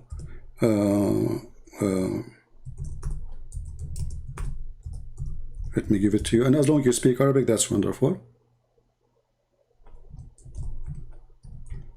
And I find it very funny that Muslims, you just say that the scholars differ in what is weak and what is strong, which means Islam is very flexible. When you see something you don't like, you can call it weak anytime you want, right? So no, that's not, if you want to respond to that. No, you just did. You just said that. Let us see. Let us see that. Hold on. Okay, you can go ahead. Respond. Go ahead. Okay, so we have mutton criticism, we have isnad criticism. So when it comes to the narrations, we investigate the narrators, and if the narrator is narrating something in an ambiguous way, then we can't. That report might become weak. Also, the text itself, we have to align it with the Quran. If it goes against the Quran or any principle from the Quran, then it gets rejected. So the scholars of Hadith, they investigate, they write this in their commentaries. But how come the scholar of the Hadith in they say Hasan there? They are scholars or they are potatoes? Yeah, they are scholars. It's just that the general meaning within the Hadith is true. Like, for example, the case of Salim, that's a Sahih Hadith. The Salim. Okay, tell me about Salim. What happened? Did your Prophet order the woman to give her breast to adult? Okay, I'll explain that to you. Okay, go ahead. So I've done a video on this on my channel anyway. Okay, no but I'll explain it to you. Okay, go ahead. So the case of Salim, it wasn't sexual. A lot of times you're trying to make it sexual, right? So it was actually anti-sexual because the husband felt like... Just hold on. You said it is anti-sexual, correct? Yeah, that's so right. It is sexual. It's anti-sexual, meaning that it's not sexual. No, it is no. When you say it's anti-sexual, it's meant to solve a sexual problem, correct? No, I'm saying it's against. It's not. Okay. It's not a sexual thing. It's not something that was the woman, she have a slave in her house, and now he is adult, and the husband is jealous, correct? And now your Prophet, he order her, and she is growing woman, old woman, and he is a growing man. He have a beard, and now he is ordering your Muslim sister to give her breast to this man. What that will do? What's that? Why your Prophet ordering this woman, Sahla bint Suhail? And you said this hadith is accurate, correct? So it wasn't direct. Firstly, let me quickly run through the hadith. The hadith is because he has this grown man was coming in the house, and her husband, they wanna he had like a disgust feeling because he's not like the son, he's not a blood relative son. So due to this reason, the wife herself went to the Prophet about this, and then the Prophet said about suckling. So this suckling wasn't direct. This suckling was not direct because it's haram to have physical contact with a woman. So this suckling was, if you look in Tabaqat of Ibn Sa'd, it's mentioned that she used to pour this in a utensil. It might sound strange. You speak Arabic, right? You speak Arabic. A little bit. I've just learned. Well, the word رضاع من رضع رض الشيء أي مصه. So you have to suck it in the nipples. It can't. رضاع is not a drinking. Rida is not a drinking. So the Prophet says that Rida ardi'i, he did not say give him milk. And the woman, she don't have milk. She's an old woman. She had milk? Why she? Yeah, how she have? Show me where it says that. And where you get this from that this is not suckling. It says suckling. So the hadith says suckling. And then you say to me it was not suckling. Does the hadith say suckle him? Yeah, it says suckle, but I'm saying it's okay. Since when suckle him is a drinking? Is suckling is a drinking? Are you listening? I'm listening. Because you are okay. You give me a book of At-Tabaqat, no problem. Do you accept At-Tabaqat you as a reference too? If I show you from At-Tabaqat something, are you going to go crazy and say I don't accept it? Do you accept At-Tabaqat book? The Tabaqat Ibn Sa'di has various reports. No. Do you accept it? Whatever I show you from there, you say I agree. Now, are you listening? Some of them are reliable. See, some are good, some are bad. So it's up to you to decide what's good. So you don't. Do you accept him as a scholar or not? Again, the muhaddith, they decide. See, now you see, you are not being, you are not being truthful. Either is accepted as a scholar for you or not. So now listen, let's go back to zero. Did your Prophet says don't suckle him? Did your Prophet says that?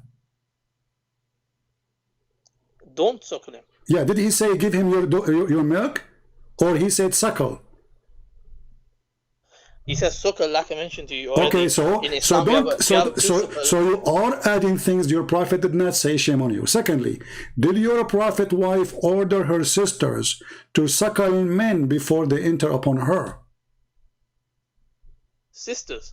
Yes, sisters and nieces. No, it's haram. It's only the case of Salim, the wife of the Prophet. They said is very specific to. Are you saying that Aisha was Are you saying your Aisha is a bad woman when she did that? No, she never did that. She never did that. Okay, guys, isn't it him who said that this hadith is accurate? Here we go. This is the hadith. I will post it for you in the chat. You can click on it and you can open it. Everybody can read it. And this is the same hadith about Sahla bint Suhail. And it says there that Aisha, the mother of the believers, she used to order her sisters and her nieces to suckle adult men before they enter upon her. Let me see. Let me have a look at the narration. Give me a second.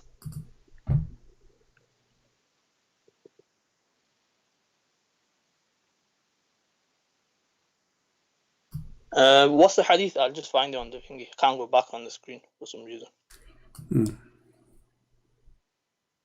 What's the hadith? What's the reference? I just gave you the link. Let me give it to you in Skype. No problem. Hold on.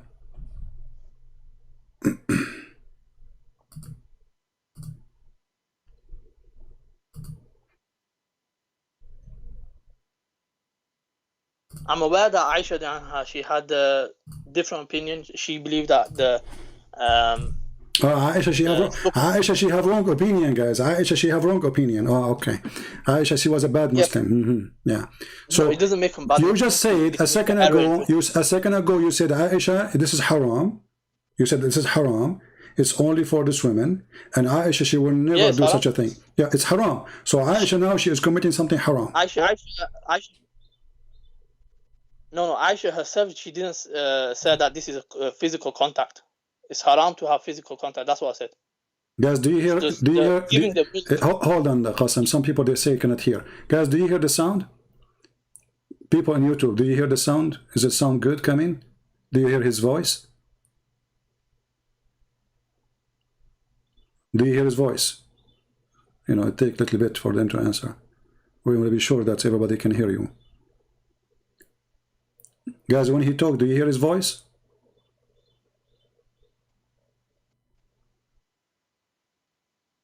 Taking some time for them to answer. Okay, you hear his voice, right? Okay, so somebody's saying he don't hear. I don't know why.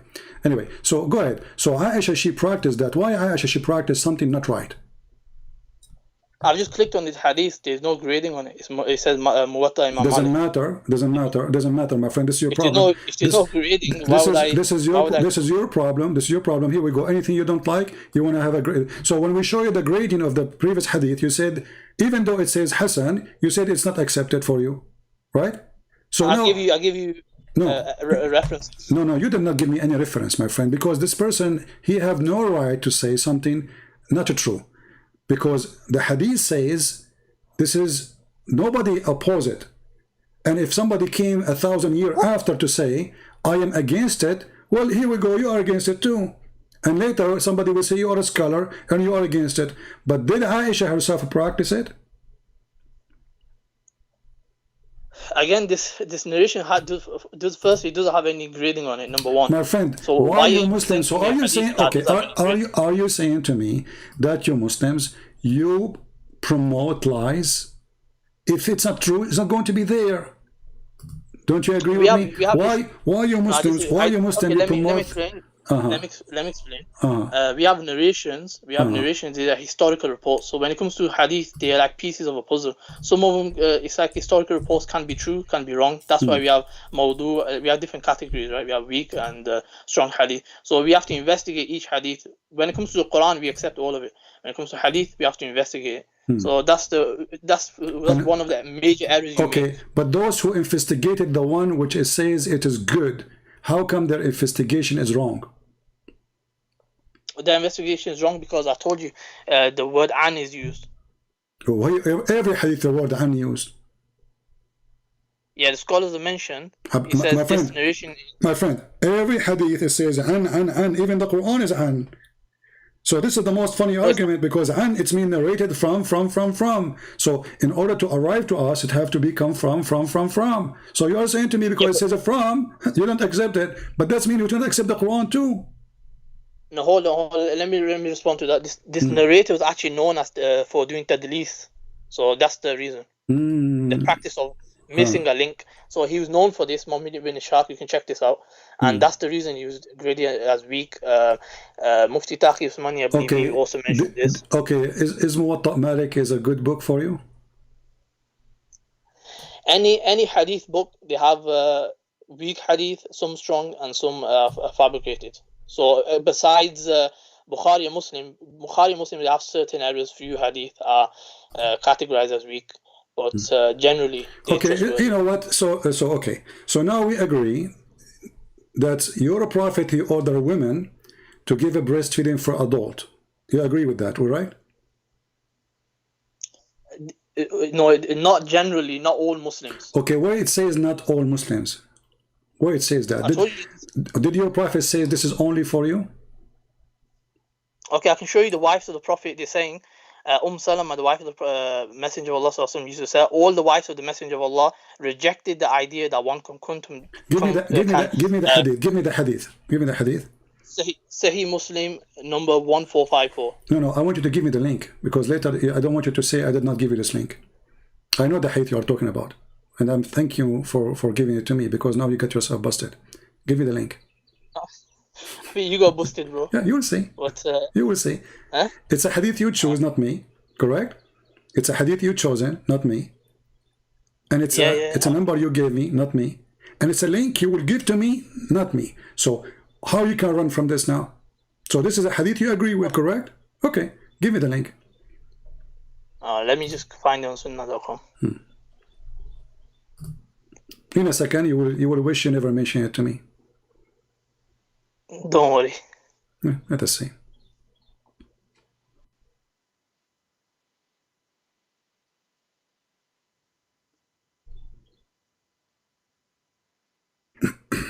I will post it for everybody too, so they can see it. Okay, so let me send it.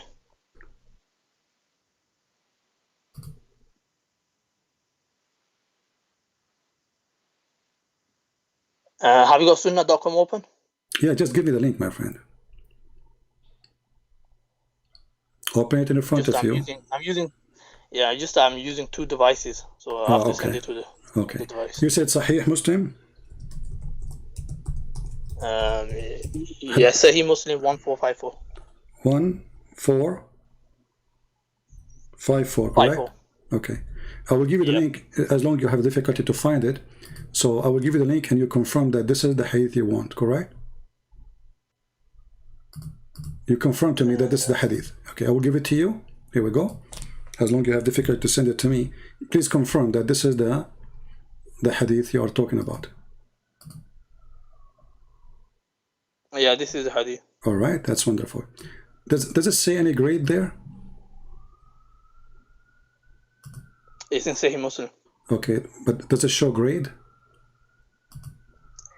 Did you not hear what I said before? I know, but does it show grade? I don't think you're listening. It doesn't show grade, but you accept it without a grade, correct? I said to you, Bukhari Muslim generally they are accepted. Okay, that's wonderful. Okay, that's wonderful then. Okay, can you read for me the hadith you gave us, please, if you don't mind? Huh? Can you read the hadith for us?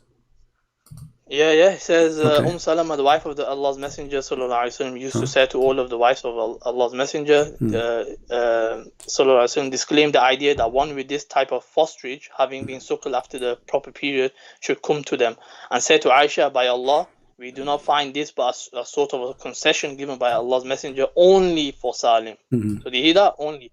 And no one was going to be allowed to enter our houses with this type of fosterage, and we do not subscribe. Okay, hold on. She was saying that to Aisha. Why she is saying that to Aisha? Because Aisha, she was doing it. No. How does it make... She had a different... The other hadith... Okay, we just showed you the hadith. Aisha, she is ordering the women, her sisters and her nieces, to do breastfeeding. And now the women, they are disagreeing with her. And you are the one who said to me that they are disagreeing with Aisha, and they are saying to Aisha, this is something we did not find, except it was a license only for this woman, correct? So why they are saying that to Aisha? Because Aisha, she is doing it. Okay, give me 2 minutes, I'll explain. Okay. So this hadith is clearly telling you it's only for Salim. Aisha anha, she had a different opinion where this was extended to other people. Okay, what was the opinion of Aisha? let me finish.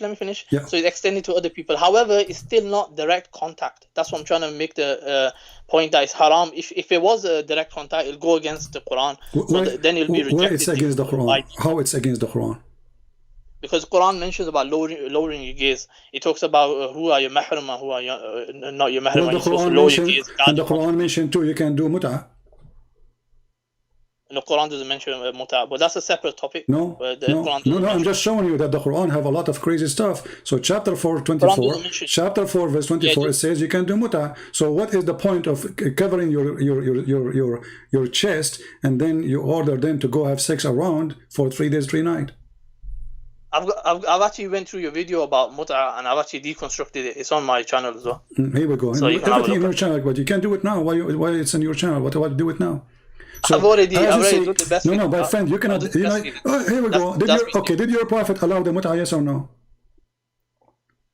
Mut'ah is haram. It was allowed in a specific state. But that's a separate topic. It's a separate topic, but it's connected. It's sexual. So, what kind of a prophet? What kind of a prophet he allowed it? Now, let's go back.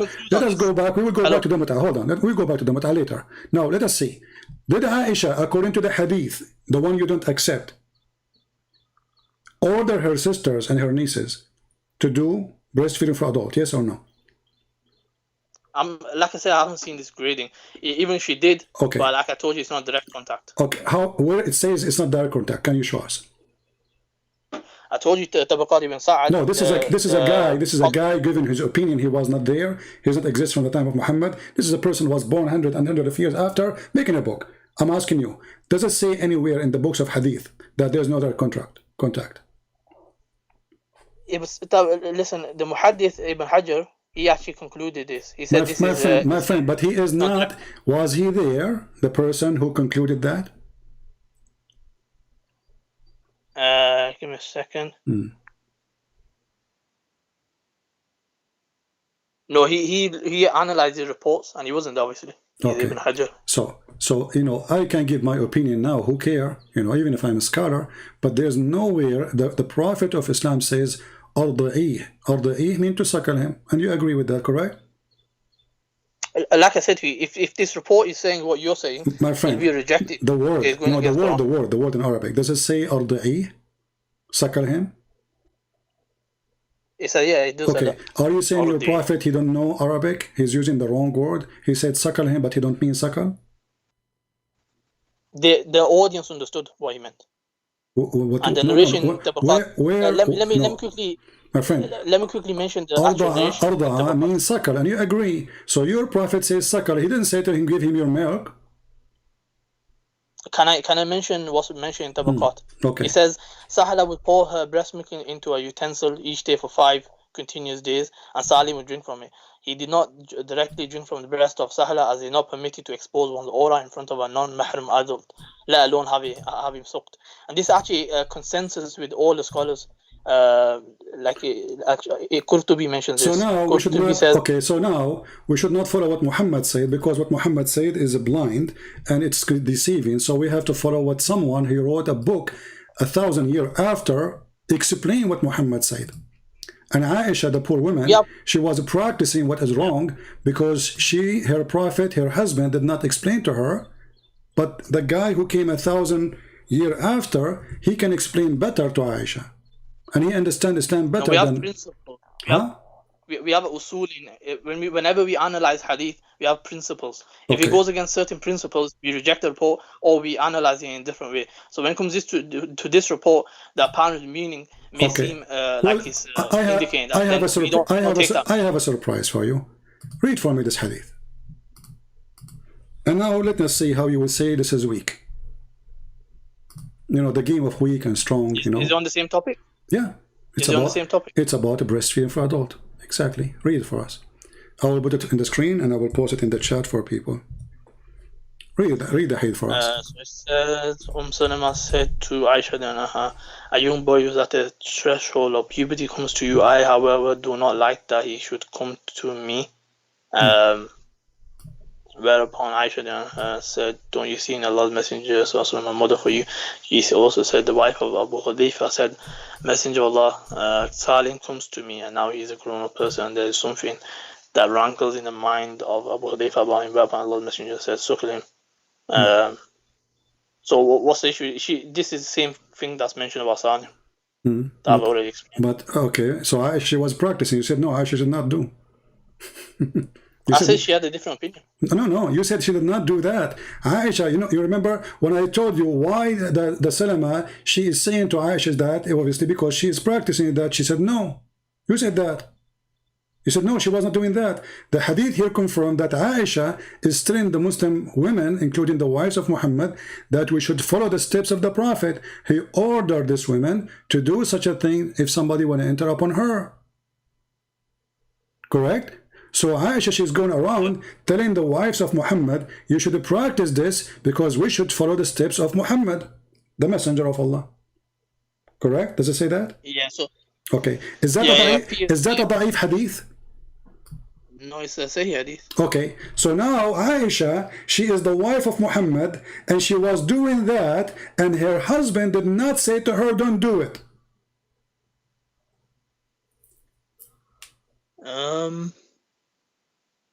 Yeah, like I said, she did have a different opinion. I never come across No. This is not the question. This is not the topic now. She is doing that. She is speaking of that, and Muhammad is not correcting her. And then you get me a book of somebody written a book 1,000 years after, saying that it should not be this way because this is against Islam. So Aisha, first-hand witness of Islam, half of your religion is coming from Aisha. Even your prophet says, نصف دينكم من Aisha. Take your half of your religion from Aisha. So now Aisha is giving you half of your religion and you reject. Which hadith is that? Here we go. Let us show you. Half of the religion. The prophet said this. Okay.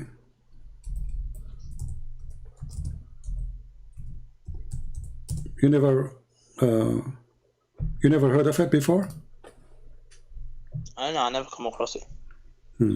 Sounds interesting. Very interesting.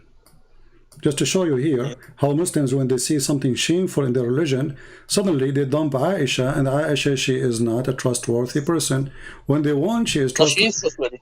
Oh, she is trustworthy. No, you said you have. You see, you are trying to be polite and say she have. Errors. You know, you are trying to be polite, saying that this is her opinion. But this is not about opinion. This is religion, my friend. You cannot say this is opinion because she is saying, I'm following the step of the Prophet. Here we go. Here it says. Yeah, it's her ijtihad. It's her ijtihad that this can be done to, like she thought this was general. But like I mentioned, it's not direct contact. It'll be haram to do direct contact. I've already mentioned this. So it's irrelevant if you had that opinion or not. Oh, okay. So it's irrelevant to do that, to do that such contact. Why it was relevant for the women? Her name is Sahla bint Suhail. I'm saying there's no direct contact. Where do you get this from? Do you have a proof? No, this is not a proof. This is a guy. He is ashamed. Like Mimi Hijab, he says to a Muslim sheikh, "Can I suck your wife's tits?" Because he feels ashamed of it. So now I'm asking you, when Muhammad Hijab was saying that to the Muslim sheikh, and the Muslim sheikh insists that this is about suckling for the breast, and Mimi Hijab, he said to him, "Can I suck your wife's tits?" Why the sheikh, he did not say this is not accepted in Islam? Why he is saying this is what it is? Why you Muslim do not have one religion? Do you Muslim have one religion or not? Why the sheikh, who is this Mimi Hijab, is answering him? Why he is saying no, this is what the Prophet said. And I can show you right now a video by the one who teach hadith, the dean of hadith in Azhar University, saying this is suckling, it's about suckling. Okay, let me explain. What Muhammad Hijab was talking about was Albani's opinion. So he was talking about how it explicitly. Okay, hold on. Did you say Al-Albani opinion? Yeah. Okay, is Al-Albani one of your big sheikhs? He's a Salafi scholar. Okay, no problem. But is he a big sheikh or he is a potato? I don't recognize him as a big sheikh. Okay, so but why this guy Al-Albani is saying you can suck the wife, anyone, like your neighbor wife boobs? Why is he saying that? How he got Islam wrong? Why this religion is so confusing? So each one of you, he tried to make his own understanding and own. It's very simple supposedly. Your Prophet told the Muslim. He went. For example, Albani, he's been refuted by many people anyways on his gradings on hadith. Okay, Albani himself, he refuted many too, you know, so you are saying to me, anything is not suitable, we don't accept. Anything is embarrassment, is don't accept. Let us go back to the... anything that goes hold on. Let us go back to the hadith which you mentioned about Muhammad. He ordered the woman to give her breast to a stranger. He is adult. Okay. Do you have a proof that she had milk? Pardon? Do you have a proof that this woman, Sahla bint Suhail, she had milk in her breast? The narration itself mentions this. Where it says, show me. It mentions that she suckled him and then the disgust of Abu Hudayfa. It says she suckled him. Does it say that he drank milk? Obviously, if he's going to be suckling, that's what's going to happen. No, men, when they have sex with women, they suckle the nipples of women. Excuse my language. Well, there's no milk. Like I said, there's nothing sexual about this. Okay, hold on. Becomes the mahram. But isn't this is about sexual? This is a guy who is, the husband is jealous because there's a man is in the house. So it's about sexual. So your prophet supposedly by doing that, he will stop the sexuality. Correct? Yeah, exactly. So it's anti. Okay, but isn't it sexual? Isn't it sexual to give women a breast to a stranger? Like I said, she's not giving the breast. Where did you get this from? You failed to show me. I gave you a reference. No, you did not. No, you gave me a book written, long time ago. I have books too. So can you give? So I can show you Al-Albani. So you are the one who mentioned Al-Albani. I agree with it. Okay. So Al-Albani is a scholar too. Is a recent scholar. My friend, all of them they are recent compared to Muhammad. My friend, all of them they are recent scholars compared to Muhammad. As example, Ibn Kathir came 800 years after your prophet. So he's a recent scholar. He's not an old scholar. He's not from the time of Muhammad. So how come you take him? So if you don't accept recent scholars, then you don't accept all the recent scholars, including the one you mentioned. All of them, they are not from the time of Muhammad. That will make them recent scholars. Okay, so now let me respond to you. So you are saying to me, there is no proof of what you are saying. What we have is, hadith is confirmed to be Hasan or good, that it is, yes, that the Prophet, he received verses of a breast feeding for adult. And you are saying to me, the hadith about the goat ate it is not true, but there's no proof of that. Muslims are ashamed of it, but they cannot, defeat it because simply it's an opinion. Can I respond? Okay, go ahead. So Albani's opinion is rejected because it's regarded as like a singular or shadh opinion. So it's something that goes against that consensus. So that's the reason his opinion would be rejected. I've mentioned already, like the Muhaddith Ibn Hajar al-Asqalani, he's also concluded this based on the narration of Tabaqat ibn Sa'd. Do you accept Ibn Hajar? Yeah, I've accepted him, yeah. So if I show you now something he said, you will say I accept? So you went on a different topic? Are you not No, just to show the hypocrisy. It looks like you're running away. You are running away. Do you accept him as a scholar, whatever he say, you accept him, or only in that line? Well, show me what he said. No. Do you accept him, whatever he say? I want your promise. We have to analyze each report.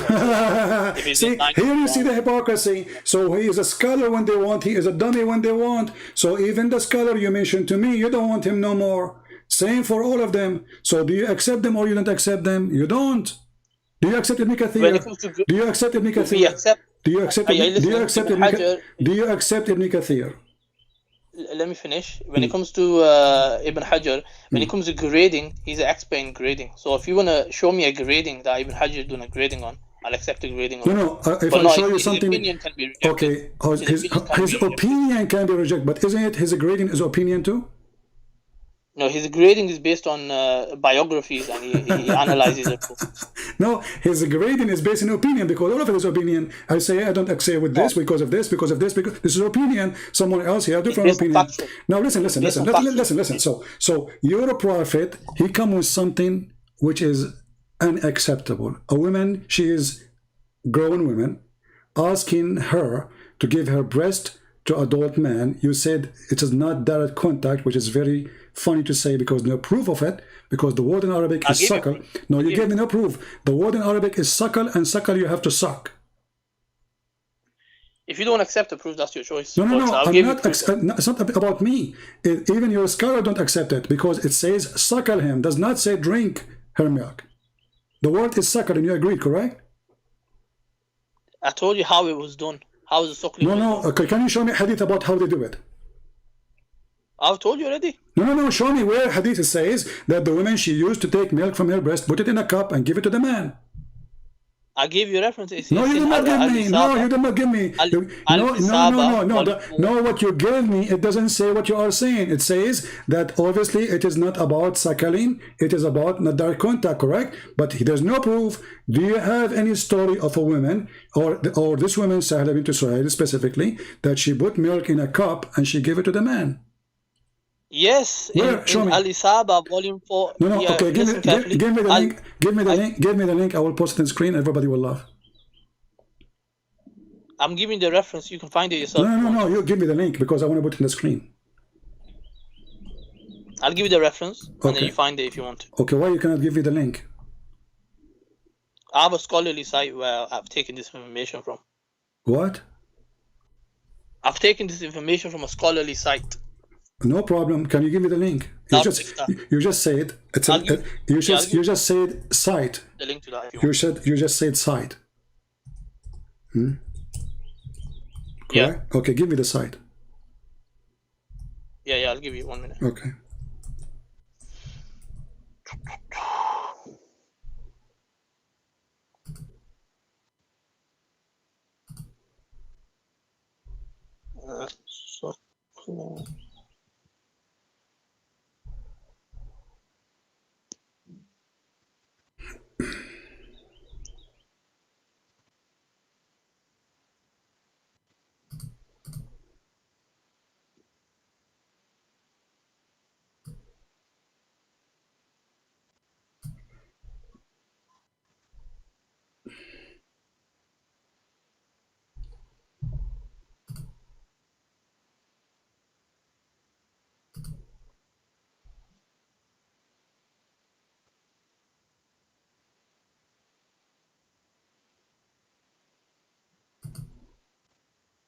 Okay, I've got the site. I'm just going to copy and paste it.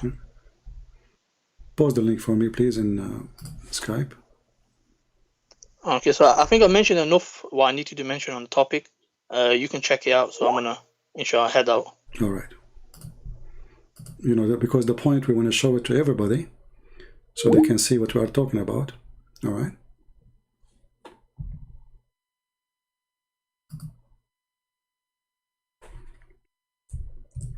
Okay, I'm going to put the link in the front of everyone. Give me a second. All right.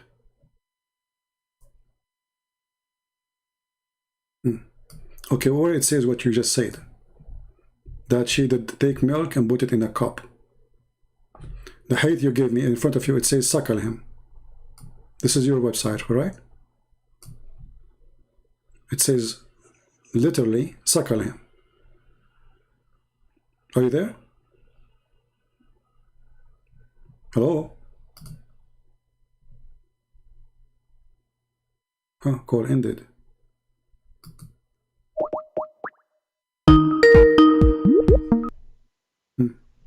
Hello. The website you gave me, it confirmed what I said. It says here, I have suckled him. Read it. This is the website you gave me. Okay. I have suckled. I'm aware. Does it say I have suckled him? Yeah, you scroll down. If you scroll down. Okay. No, but does it, my friend, okay, no problem. Does it say I have suckled him? Yeah, it does. Okay. So why she is saying I have suckled him when it's not suckling? That wording was used, however, what was meant by it was. Okay, so the word was used. Okay, now where? Okay, if we scroll down, where it says that she, where is the story? Where the reference that she put milk in a cup? Where it says that? Look, search the word tabaqat, you'll find it. Here we go. Tabaqat. No, because you need to the word tabaqat. They can type it different way. Everyone tabaqat. Let's see. Tabaqat. Should I take a screenshot or? Here we go. It's narrated in Ibn Sa'ad elsewhere that Sahla would pour her breast. Okay, but where he got this from? There you go. But this is what he's saying. He's a liar unless he prove it. Do you have reference that she did that? Look How at the come? end. It says Listen. Ibn Hajar No has problem, also my friend. mentioned Ibn this. Hajar, Ibn Potato, Ibn Tomato, no problem. Where they got He's this a from? muhaddith. Where they got this from? It tells you there what book it No, is. give me the hadith. It have to be a hadith. Because they themselves, they have to get it from somewhere. So you say to me, someone he said... That is a hadith. Where is the hadith? Give me the What are you hadith. talking about? Where is the hadith? It says narrated in the Sa'ad, the Tabaqat of Ibn Sa'ad. But this is That's the a book hadith. written now. This is not the hadith. This is not the hadith. This is his book. This is what he said. That's the narration. No, this is what he said. He said that. This is what he said, Ibn Sa'd. It was narrated by Ibn Sa'ad in his book. Exactly. And the narration's there. But this guy was not there, and he is not from them, and he was not exist in the time of Muhammad, and he came hundreds of years after. So now I wrote a book, it says it's narrated by Christian Prince. I mean, come on, but Christian Prince, he was not in the time of Muhammad, he came hundreds of years after. So when he come with such a knowledge, he got it from where? I don't know, I have to go to the source. See, here we go. So look what happened to you. We show you the original reference says suckle him. Even in the same page it says I suckled him.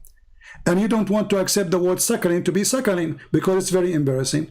And now you want to accept a person who wrote a book 1,000 years after saying, she said suckle him, but obviously this is going to be that's true. Not true. I just checked. Ibn Sa'ad is from 230 after Hijr. He My died friend, even if you see, you Muslims, you have a lot of hypocrisy. You say that the book of John written 60 years after Jesus, and you don't accept it because it's written 60 years after Jesus. But the book speak about Jesus 600 years after by Muhammad. You accept, and now you are saying to me, now you are saying to me, going to talk about the Bible? Now you are saying to me, no, we don't talk about that. No, just to show you the hypocrisy. You said how many years after this guy? You said how many years after the guy you mentioned? How many years after?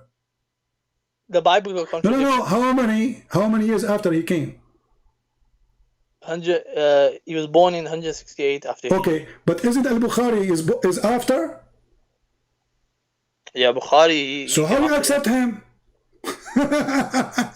What do you mean? Al-Bukhari is a person came 200 years after Muhammad. How do you accept him to be Sahih? Why you jump into a different topic of hadith? We are not different topic. The hadith says suckle him. You failed to give me a proof that he did not order her to suckle. The hadith I said suckle him, and she said I suckled him. She did not say I pour some milk in a dish and I gave him a drink. Why you are lying? I gave you the reference and the guide. No, this is not what happened. This is not what happened. This is a guy is saying that. Do he have reference for what happened? He's mentioning the narration. Ibn Hajar, he's a but this is a scholar who is giving his opinion. So now listen to this. Okay, listen to this. I finished. I've explained. No, okay, listen. Okay, now the woman. Okay, no, hold on. The woman, I will go with you just for the sake of fun. The woman, she gave the guy a milk in a cup. The man, he drank the cup of milk. What happened? Became mahram.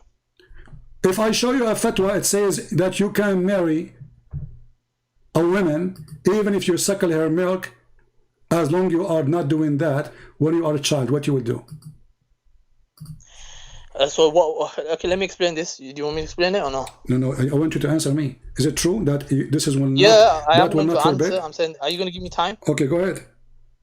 Okay, so this case, what they're talking about is it was the case of Salim. They're saying it's specific for Salim, so he becomes a mahram. But when it comes to anyone else, even if you drink the milk, they don't become mahram. Look at this religion. Allah, He created a rule. This religion's got plenty. This is the religion. This religion got plenty. Created a rule. Allah, He created a rule only for one woman. Only that man will be forbidden for her. The rest of men, no. That means this is hypocrisy. That means this milk can do nothing. Hold on. So you are saying to me now that having milk from a woman in the time when you are old, that will not change the fact that still you can sleep with her, correct? When it comes that particular rule is no longer applicable. How come? It's been abrogated. Where? I've already told you the wives of the Prophet mentioned this. Where? No, you just said it's abrogated.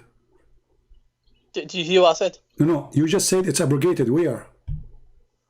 Did you hear what I said? I said heard. You are the one who said. You are the one who said it's abrogated, so it have to be in the Quran. Show me the verses which abrogating this rule. Abrogation doesn't necessarily need to be in the Quran. It can be also in a hadith. Okay, so guys, did you hear this? Did you hear this? The Muslim, they don't follow the Quran because the Quran is not the book of guidance. It is in the hadith. Show me the hadith. Did you? Oh my days! Look in the reference. I sent you the link. No. Give me the hadith. Show me the hadith. It's abrogating the hadith. You said that this is abrogated. It's you who said the word abrogated, not me. Show me. I've already told you. No. Where is the hadith? Where is the hadith? It's abrogating this hadith. In the hadith, it says it was only the wives have said it's only for Salim. My friend, you just said it's abrogated. The wives of Muhammad. Okay, are you Muslim? You follow Muhammad or his wives?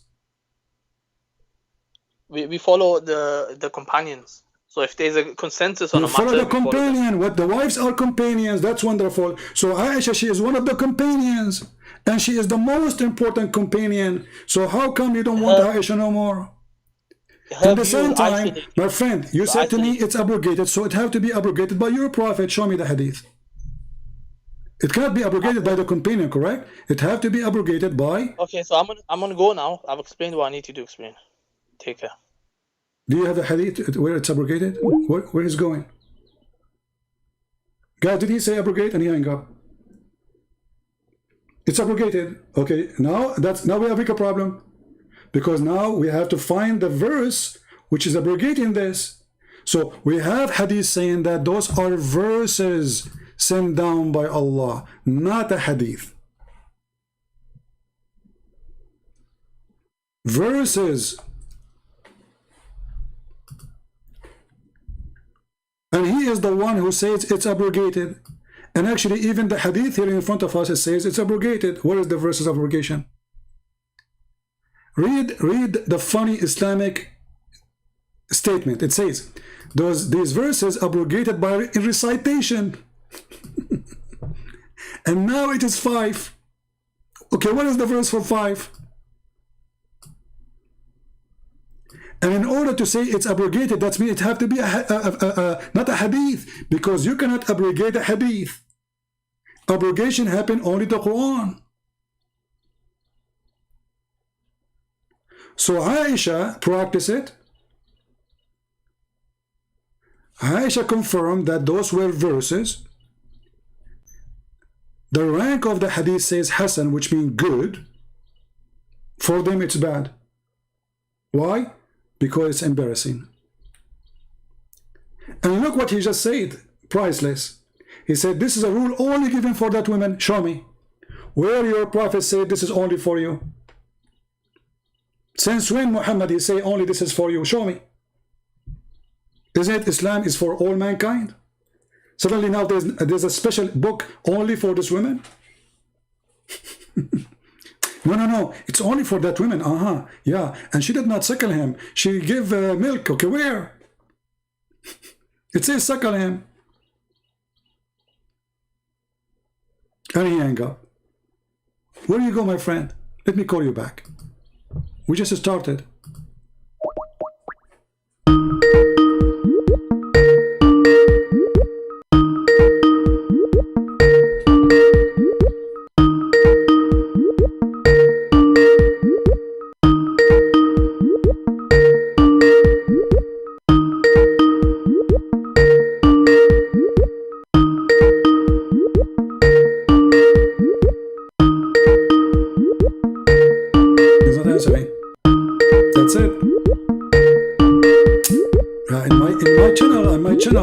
In my channel, I refuted you on my channel.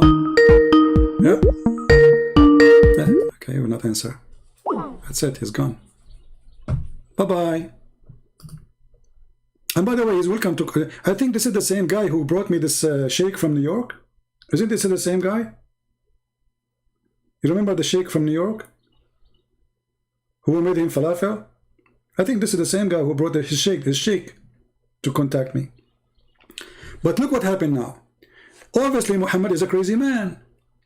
Because he said that if a man, he drank a milk from a woman, that will not still forbid him from having sex with her. So what the point?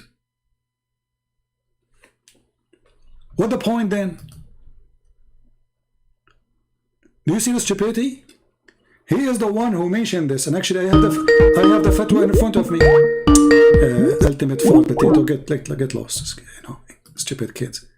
We want people who, men, not kids. Idiot.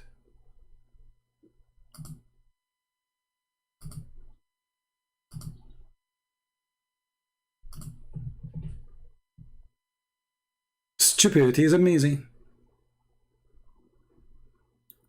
Do we have any Muslim would like to tell us something good about his religion?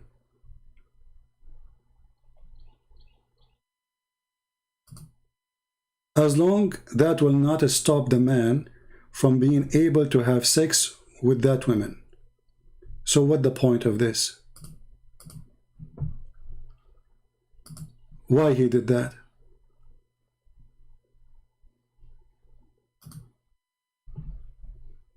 Any Muslim can tell us? What the point? Crazy, sick, mental illness. We just heard him saying, no, he can still have sex with the women. Oh, but only that woman. He cannot. Why? And where it says in the whole story, this is only for that woman.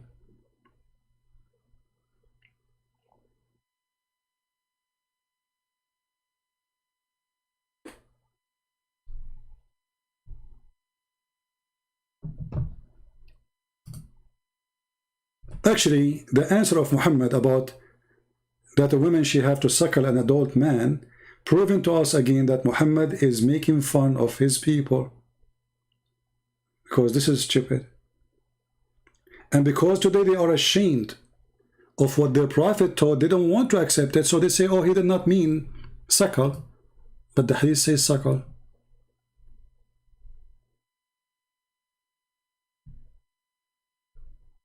And the biggest scholars of Islam, the one who teach hadith right now in Egypt, they say, yes, this is what it says. If you search right now, adult breast feeding fatwa in Google,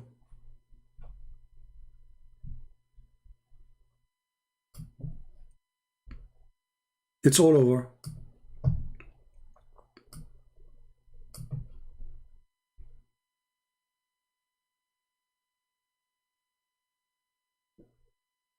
The head of the Azhar University, the head, those all the sheikhs who graduate, like they are proud. I am graduated from Al Azhar University. Not me, I'm saying they are proud. Okay, the head, the one who teach them, the one who made them sheikh, is the one who issued a fatwa that a woman, she go in the bus, she should breastfeed everyone there. They have interview with them actually in TV. So the woman in the TV, she said, are you saying to me I have to suckle all those people who work with me in the studio in the TV? He said, yes.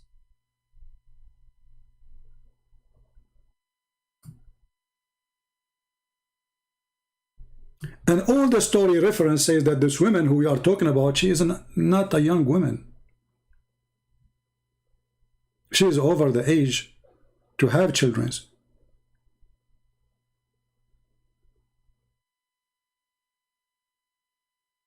So how she can suckle, and suckle what? There's no milk.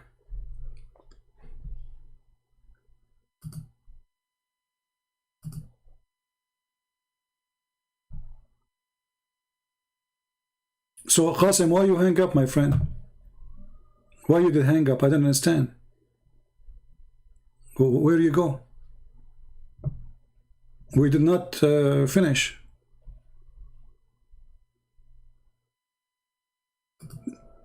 Can you come back on Skype?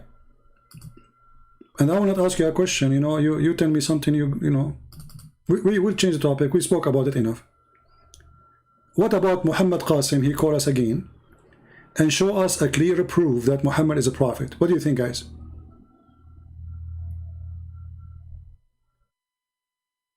Can Muhammad do that?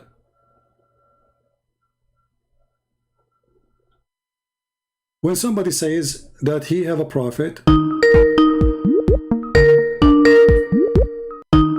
this is ultimate fault, I think. Yes, ultimate, how are you? Hello? Hello? Yeah, stupid idiot. Even your voice don't come.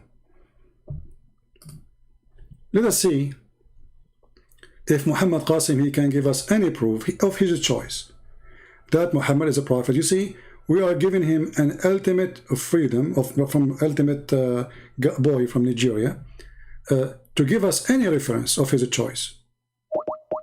Muhammad is not a prophet. Muhammad is not a prophet. Even Muslims don't believe he's a prophet, and we can prove it. Simple. He is not answering. He's typing for him. Muhammad Qasim is typing for me, but he is not answering.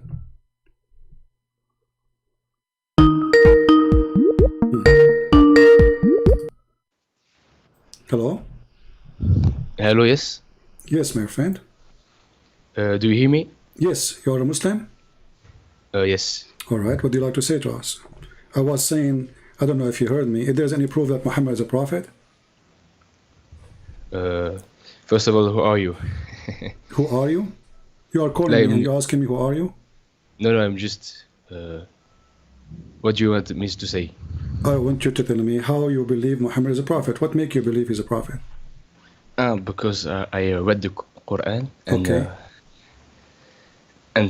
I have, come to the conclusion that he's a prophet. Okay, help me to get the same conclusion you got from the Quran, as you said. How?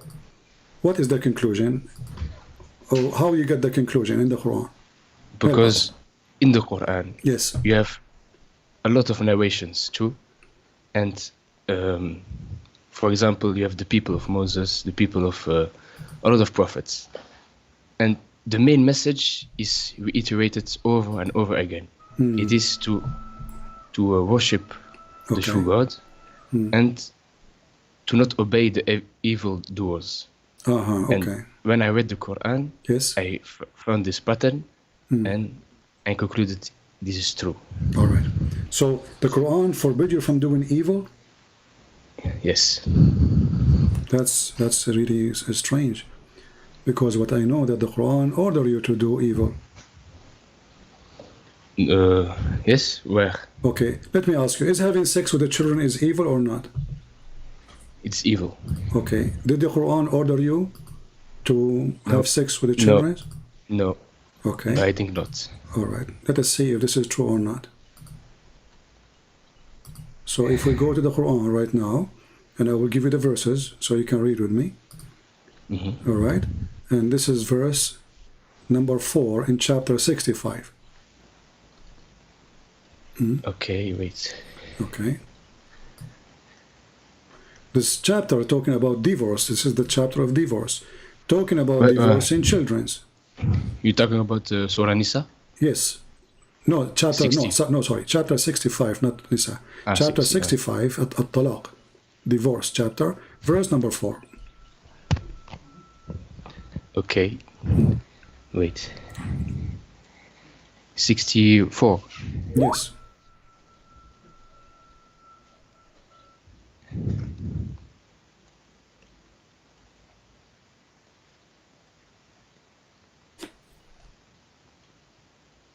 What verse? Chapter 4. Chapter 65, verse number 4.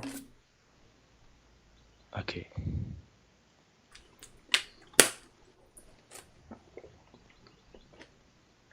Number 4.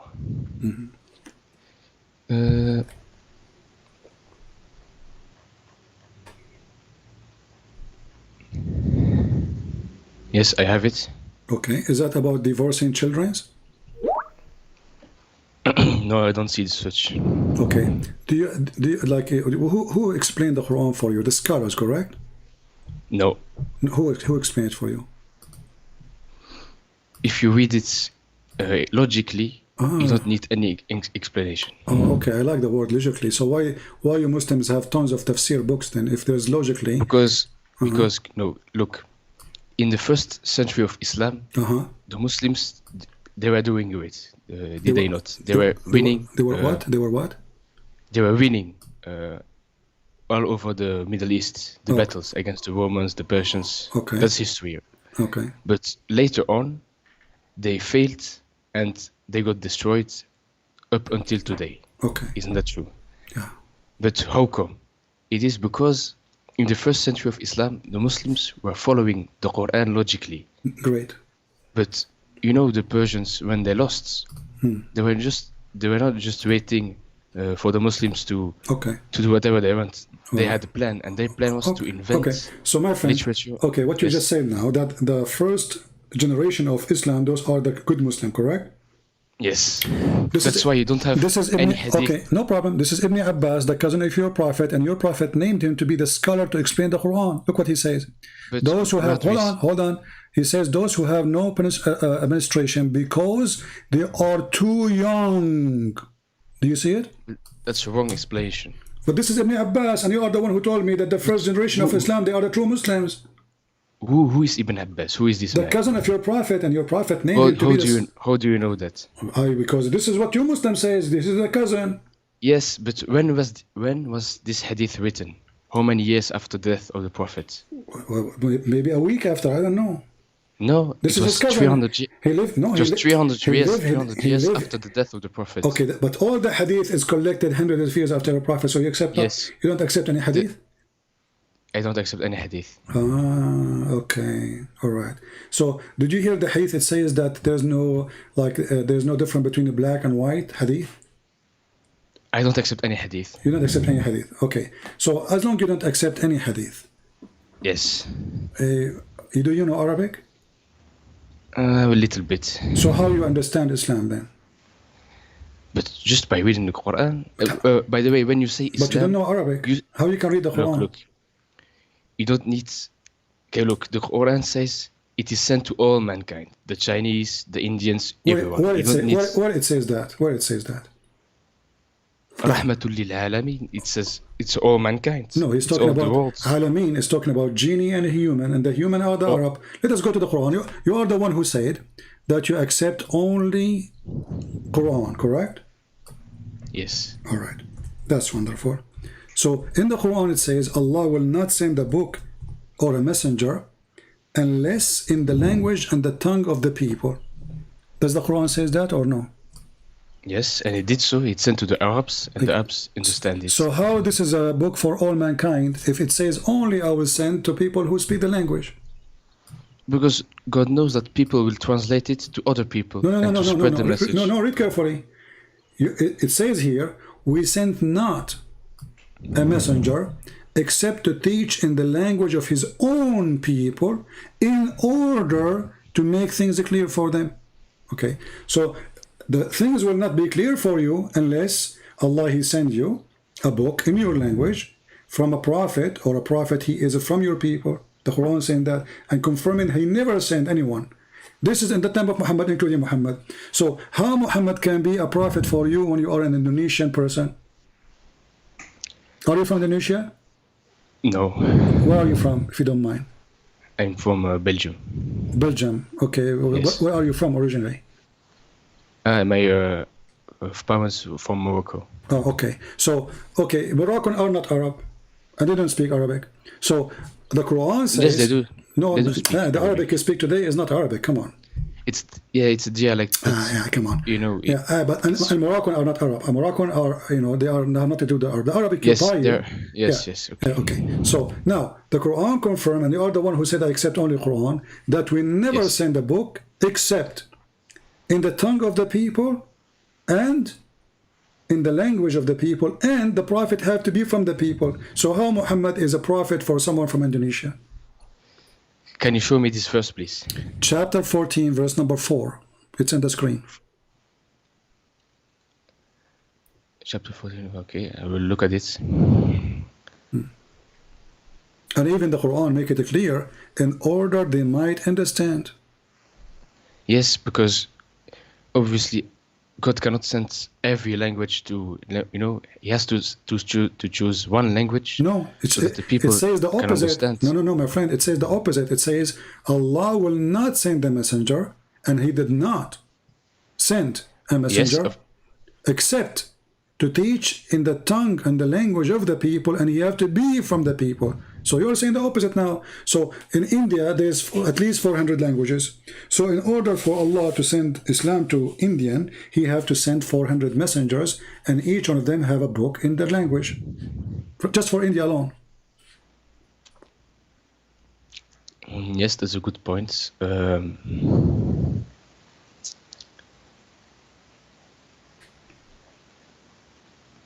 Yeah, for okay.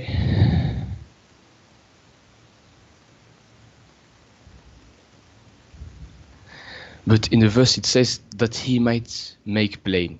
For me, the Quran is plain. I understand it. No. It says they might understand. So they might understand. So Allah, what confirmed for us, my friend, here, that Allah sent not. Does it say we sent not? It says messenger. Okay, we sent prophet not. Was a messenger and a prophet. It doesn't matter. No, he's a messenger. Messenger. No, I distinguish. You see, this is funny when the Muslims they say messenger and the prophet, because a message from who? It's from everyone can be a messenger. Okay. I can be a messenger. You can be a messenger. Everyone can be a messenger. But isn't it all the message coming from God is unknown? Look, the message. Look. Is it known or unknown? So if God now give me a message, and now that make me a messenger, okay. If I then say to you the message, do you know the message of Allah without me? No. I have to say to you what He told me. So a messenger is a prophet of Allah, because he go to you, he prophesied to you, he says to you, I warn you, judgment day is coming. So he's prophesying about judgment day. So a messenger, he have to be a prophet prophesying in the name of God. It's not his prophecy. It is no. A messenger is someone who has a message. Okay, my friend, let us go with you. Okay, is Muhammad a messenger or not? He is. Okay, the verse says we send not a messenger, correct? Yes. Okay, so Muhammad is included.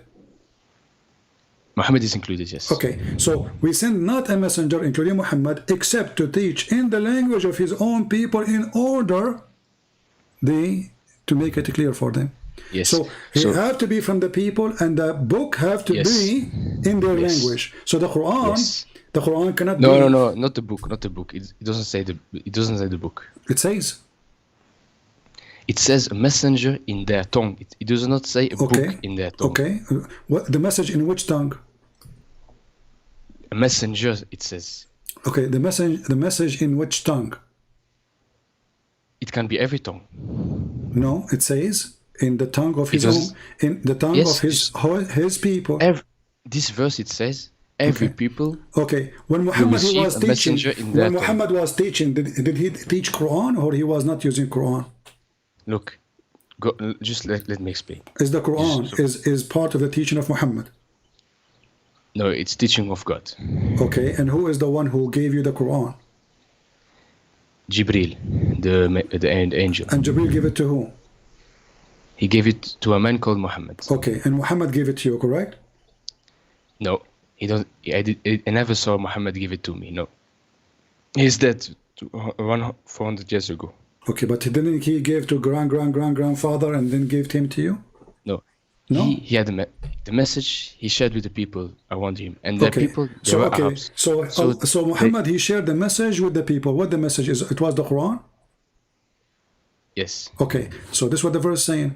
Muhammad, he is a messenger, and one of many messengers we send, but none of them we send except in the tongue of his own people to make it clear for them. So Muhammad, he cannot be a messenger for someone from Morocco. Because he cannot be a messenger for. No, yes, true. But he can be a prophet for someone else. No, he cannot be a messenger. If you can't be a messenger, you can't be a prophet anyway. So you cannot. No, that's not true. Because that's not what I believe. No, because you cannot be a prophet without delivering a message. No, you can be a prophet. Can you be a prophet without delivering a message from God? No. You cannot. Okay, but just look, Muhammad, he had a message, so he shared the message with his people. Okay. His people was of the same tongue, Arabic. But their people, so whoever received the Quran, he shared it elsewhere with other people in their tongue. So it continued. So it has not to be Arabic. Who said that? But the verse does not say it has to be Arabic. No, it says, here we go. It says the messenger has to be in their tongue, no, not okay. the message. We will show you different verses, no problem. The Quran confirms it have to be Arabic, and it is for the Arab. Look, it's very simple. Muhammad, he sends the message My friend, in Arabic. it's very simple. You don't know. You know what we're talking about. It says, "Inna anzalnahu Qur'anan Arabiyyan la'allakum taqilun." Okay. Yes. So okay. you have to learn Arabic. We send it to you. No, we send it to you in Arabic, so you might understand. Okay. So now, the because Quran, Arabic is a coherent language. It's a logical language. It's not like any other language who has a lot of like inconsistencies. The Quran, the Arabic does not have inconsistency. Okay. Well, the name of your God is wrong. The word bism in the Quran is full of Arabic mistakes. But let us go here. Yes. It says a book where 4 verses are explained in details in Arabic. Does it say that? Yes. Okay. Is the Quran explained? Yes. Okay. Explain to me chapter 65 verse 4. 65 verse 5. Verse 4. The one I gave it to you first time. Okay, wait. Verse 4, okay, At-Talaq. So, verse 4, and for such women of despair of menstruation, if you doubt, their waiting period shall be 3 months. As well as for those who have not menstruated, and for those who are bearing, their waiting period shall be till they lay down their burden. Wonderful. And whoso is prudent, fear of God, he makes for him of his command ease. Wonderful. So the Quran confirmed in chapter 41 verse number 3 that the Quran is self-explained book. Wonderful. Now I gave you a chapter 65 verse 4. It says women who they never have, or like females who they never have. No, it does not say never have. It says, and for such of a woman of despair of menstruation. So these are women. No, read before it. Read before it. Sir. And those who did not have menstruation ever. Those who never had menstruation. Yes. Okay. But that doesn't mean they are a child. That doesn't mean that. There's a lot of women who did not have menstruation, but they're still in their 20s and they have a medical problem. Don't you know that? Okay, but those are rare. What? Those are rare. What? Rare. Very rare. Yeah, rare. Like very few. They have such issue. Usually women. But it exists, and so God has to mention it. Okay. But did Muhammad marry a child? She is 6 years old? No, he did not. Why not? Where you get this from? Because the Quran says you can only marry with women. And woman is mature age. Okay. It says in the Quran. Listen. So why all the scholars agree that those are too young to have menstruation? You see, I showed you Ibn Abbas, the cousin of the Prophet. I can show any scholars, all of them, they agree that those are too young to have menstruation. And now we are talking about divorcing them. So why the scholars of Islam, they say this is about 2 young girls, and you are saying no? How come they are wrong? Why would you listen to the scholars of Islam? Why would you? Why I will listen to you? Are you a scholar? Don't listen to me. Just read it for yourself, and okay, we did read it. Okay, we did read it. It says women who did not have their menstruation, female who never had their menstruation. Okay, so you said those are women who have, they have like illness, so they did not have menstruation. Do you have a proof? Look, the verse says despair of menstruation, so that means this woman never. It says speak about different two kind. Those who they are lost hope of menstruation, because obviously they are old, and then it says you have to wait for them. By the way, why you have to wait for them 3 months? 3 months. I don't know. No, look, 3 months. 3 months to confirm that they are not carrying a child in their womb, correct? Yes. But what kind of God you think that it takes 3 months to know? Maybe. Wait.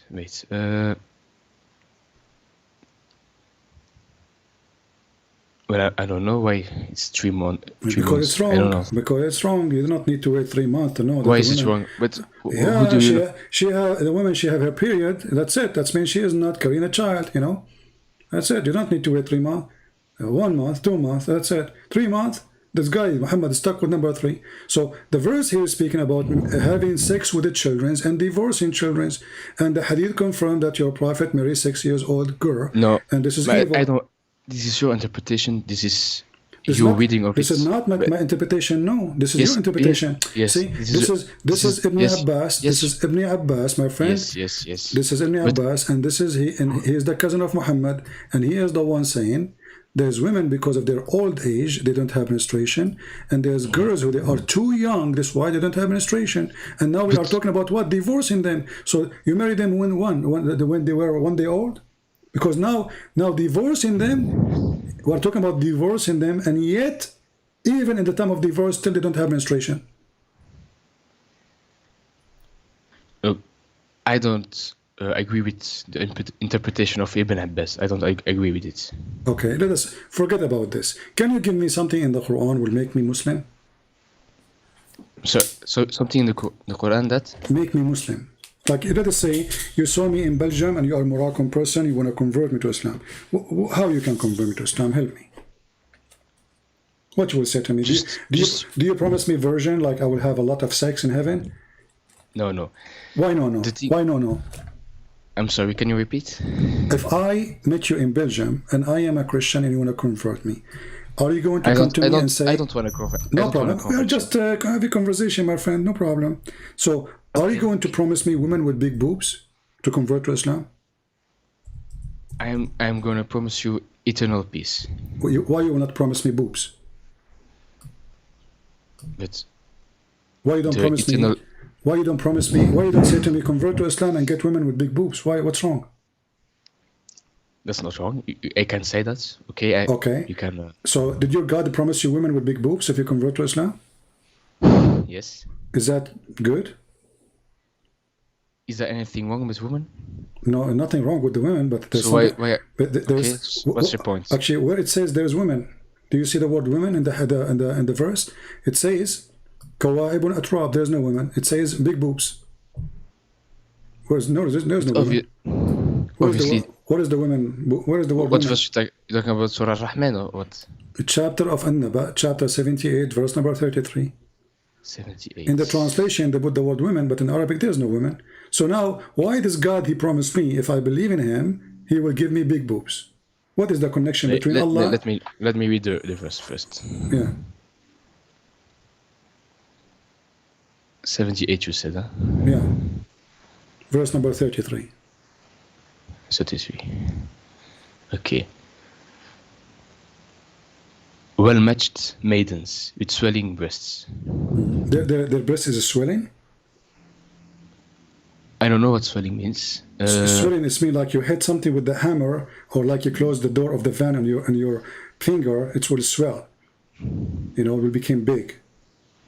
So their breast is swelling? It says What translation you are reading? it's not very known. Well, okay, give me the name. Maybe I can find it here. His name is Sam Gerrans. I don't know who's this guy. Okay, I so don't know. swelling the breast. Allah will give you women with swelling breast. Why? What is the connection between Allah and breast? Believing in Allah and breast. Because in life, what do men like? Oh, what man like? You tell me. What man like? Big breast? What do you like? What do you like? I like women to leave me alone. I don't want to go to heaven and find women there. I'm running away from them. So now you are saying to me that what make you believe in Allah is big boobs? No, I'm saying what makes me believe in Allah is that in this life you have tests. You have to overcome these things. You have to overcome what? Your God, Allah, actually is making you more... Overcome the shaitan, obviously. The Satan. Well, shaitan is the one who tempt you, right? He what? Shaitan is the one who tempt you, correct? He thanks me. Tempt. He tempt you. Tempt, yeah. Yeah. Okay, Yeah, but yes, but he's the one tempted. isn't it Allah now? He is tempting you by big boobs. No, he's promising. He's not tempting. But this is okay. Shaitan, he promised me too. Shaitan, he promised me if I follow him. The shaitan, he promises and he tempts. Yes. Okay, Allah, he is promising you because he did not give you the big boobs yet. Did you have them? No. Okay, so he is promising you. It's for the future. In the same time, it's temptation because you said this is what men like. correct? No, because that's not temptation. Because I will have to trust and to wait a long time before the no problem, but recompense. still is the so now you are patiently waiting in front of the door of Allah. So one day He will open and the boobs will come in your face, like boing, boing, boing, boing. They hit your face, and like the party time. That's what you are saying to me. Patient, you are patient now, waiting for the boobs. Are you waiting for Allah or for the boobs? For Allah. Okay. So what's the connection between Allah and the boobs? The connection is that Allah, He created Adam, and He created from Adam his partner. Okay. And so that you can have tranquility. Well, he should have promised you. He should have promised you then the same as He promised Adam. Eve, a woman, you love her, and she love you. That's it. But He is not promising you Eve. He promised you women you do not know. And He is promising you that, look what He described for you. He says that their vagina has never been touched by a genie or a human. I don't want to use the bad language because the Quran uses bad language. Why is that? Because the Quran uses bad language. No. Oh, let me show you. Here we go. Why Allah describing for me what is inside the vagina? So now we knew that they have big boobs. And now He is describing what is inside the vagina. Where do we find that? We're all over the Quran, my friend. Here we go. Let us show you. You can read with me in the screen and people will see. Read with me. Voluptuous women of equal age. Chapter 55, verse number 56. Wherein both will be those median, restraining in their gallants upon their husbands, whom no man or jinn yatmuthahun. Between two brackets, He opened their hymens with sexual intercourse. So Allah is telling you, He is telling you what is inside the vagina now. He described what is inside the vagina. Why He's doing that? Why He don't say virgin? Why He described what is inside the vagina? Wait. Restraining the hands of the husbands. He does not describe what is in it. No, He described because He told us that the skin is inside the vagina is never been broken. Correct? Yes. Okay. So they did not bleed. Okay. So Allah He described for us not the women. He described for us their vagina. The state of the women. Oh, no, the state of the vagina, not of the women. But it is part of the woman. Okay. Do you see the women there? Do you see the word women? It says those, but it's referencing the woman. Okay, referring to women, but it's speaking about their vagina. Okay, so now Allah, all what He did, He described for us big boobs and described for us a vagina. What is the women? So you said all the Quran talks about just this. Well, you tell me, okay, well, do you see anything else? Look, read with me. It says here that Allah, you are going to have a coat or a dress made in Iran. But Iran, at that time, they were, Persian kuffar. So, istabraq, you will wear a green silk made in Iran. And then right away He jump about the vagina. What is the connection? I have not studied this. Read with me. It says here that in the heaven He promised you, every Muslim he will have two paradise.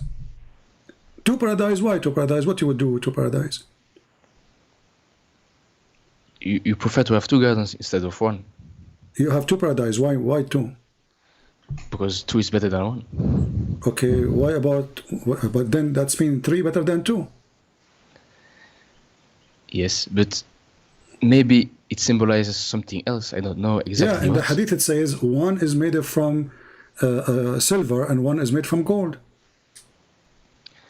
But I said to you, I don't accept the hadith. Exactly, but you just said, you are the one who says you do not need the hadith, you need the Quran, you can explain. And now you are saying to me, you can explain. But I have, look. So you will have to have no problem, just let it go. And then right away, your God, he jump. And he says, there's branches in the heaven. Well, I have branches in my yard. And then, look, okay, and there is two spring of water flowing. There's two spring. What does that mean? So who care? And then there's from every kind of a fruit, two kind, male and female. That's what's funny and stupid. And then he says, and then he will be sitting on a couch or in a bed, and those beds are covered, the fabric of it made in Iran. What does that mean? That's the recompense. Okay. What's the problem? And then right away he jumped that there is vaginas who nobody touched them. Yes. Okay. And how the vagina look like? So, I'm sorry? How the vaginas look like? Do they look like rubies?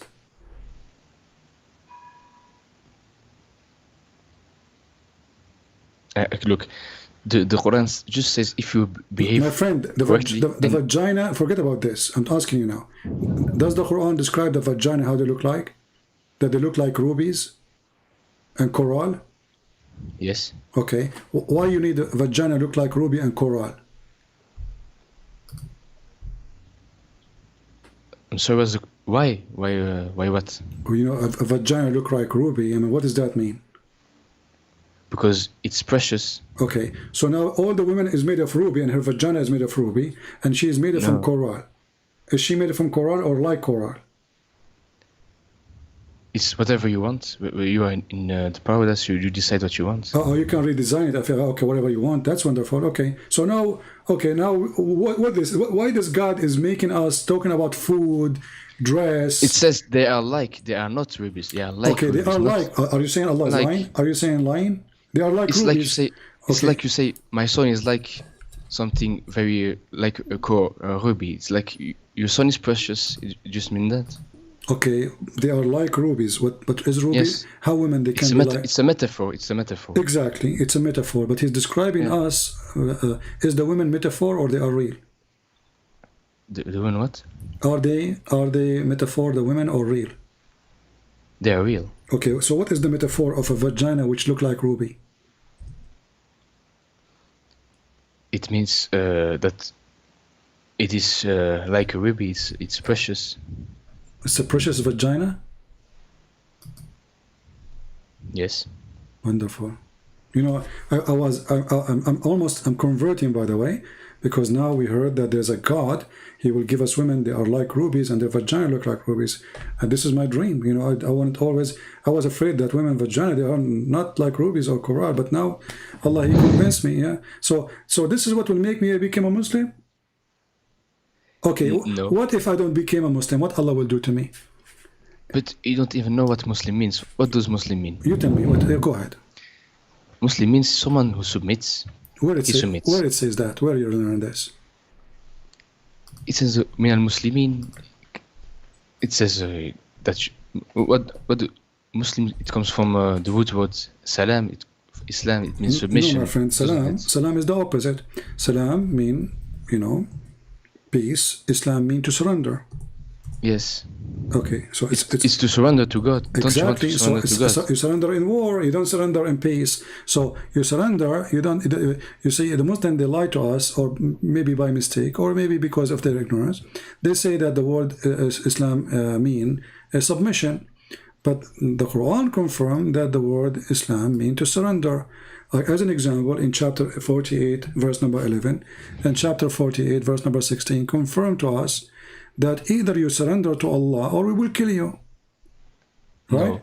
No. Okay, here we go. Let us go to chapter 48. Open the Quran with you from your side. 48 outside? Yeah. What verse? Sorry. 16. 16. Yeah. Say to the wandering Arab, who they left behind, those who don't want to join Islam, you will be called against folk of might powers to fight them until they surrender. This is the word Islam. Translation of the word Islam, Muslimun.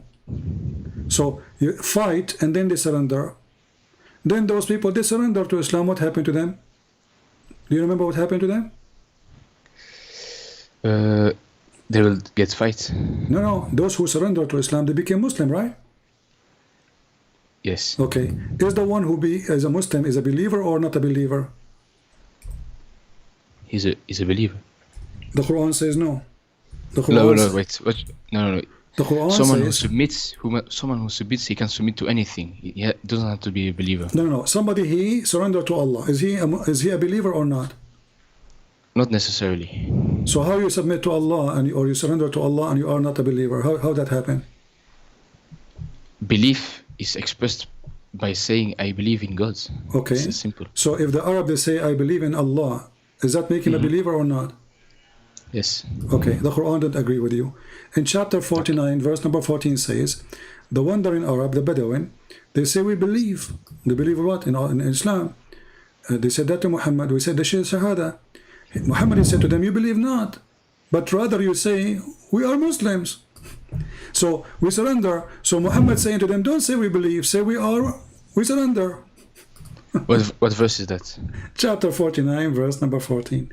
So the Quran confirmed that Muslims are forced to convert to Islam, and Muhammad is saying to them, Allah told me to tell you that you cannot lie to him. You are a bunch of liars. You convert to Islam because I was going to kill you. So don't say say we believe, say we are Muslims. So in Islam, Allah teaches us that you can be a Muslim and you don't believe. That's okay. That's true. But that's mean Islam is from the devil, because no. Look, how no? Allah is forcing you to be a hypocrite.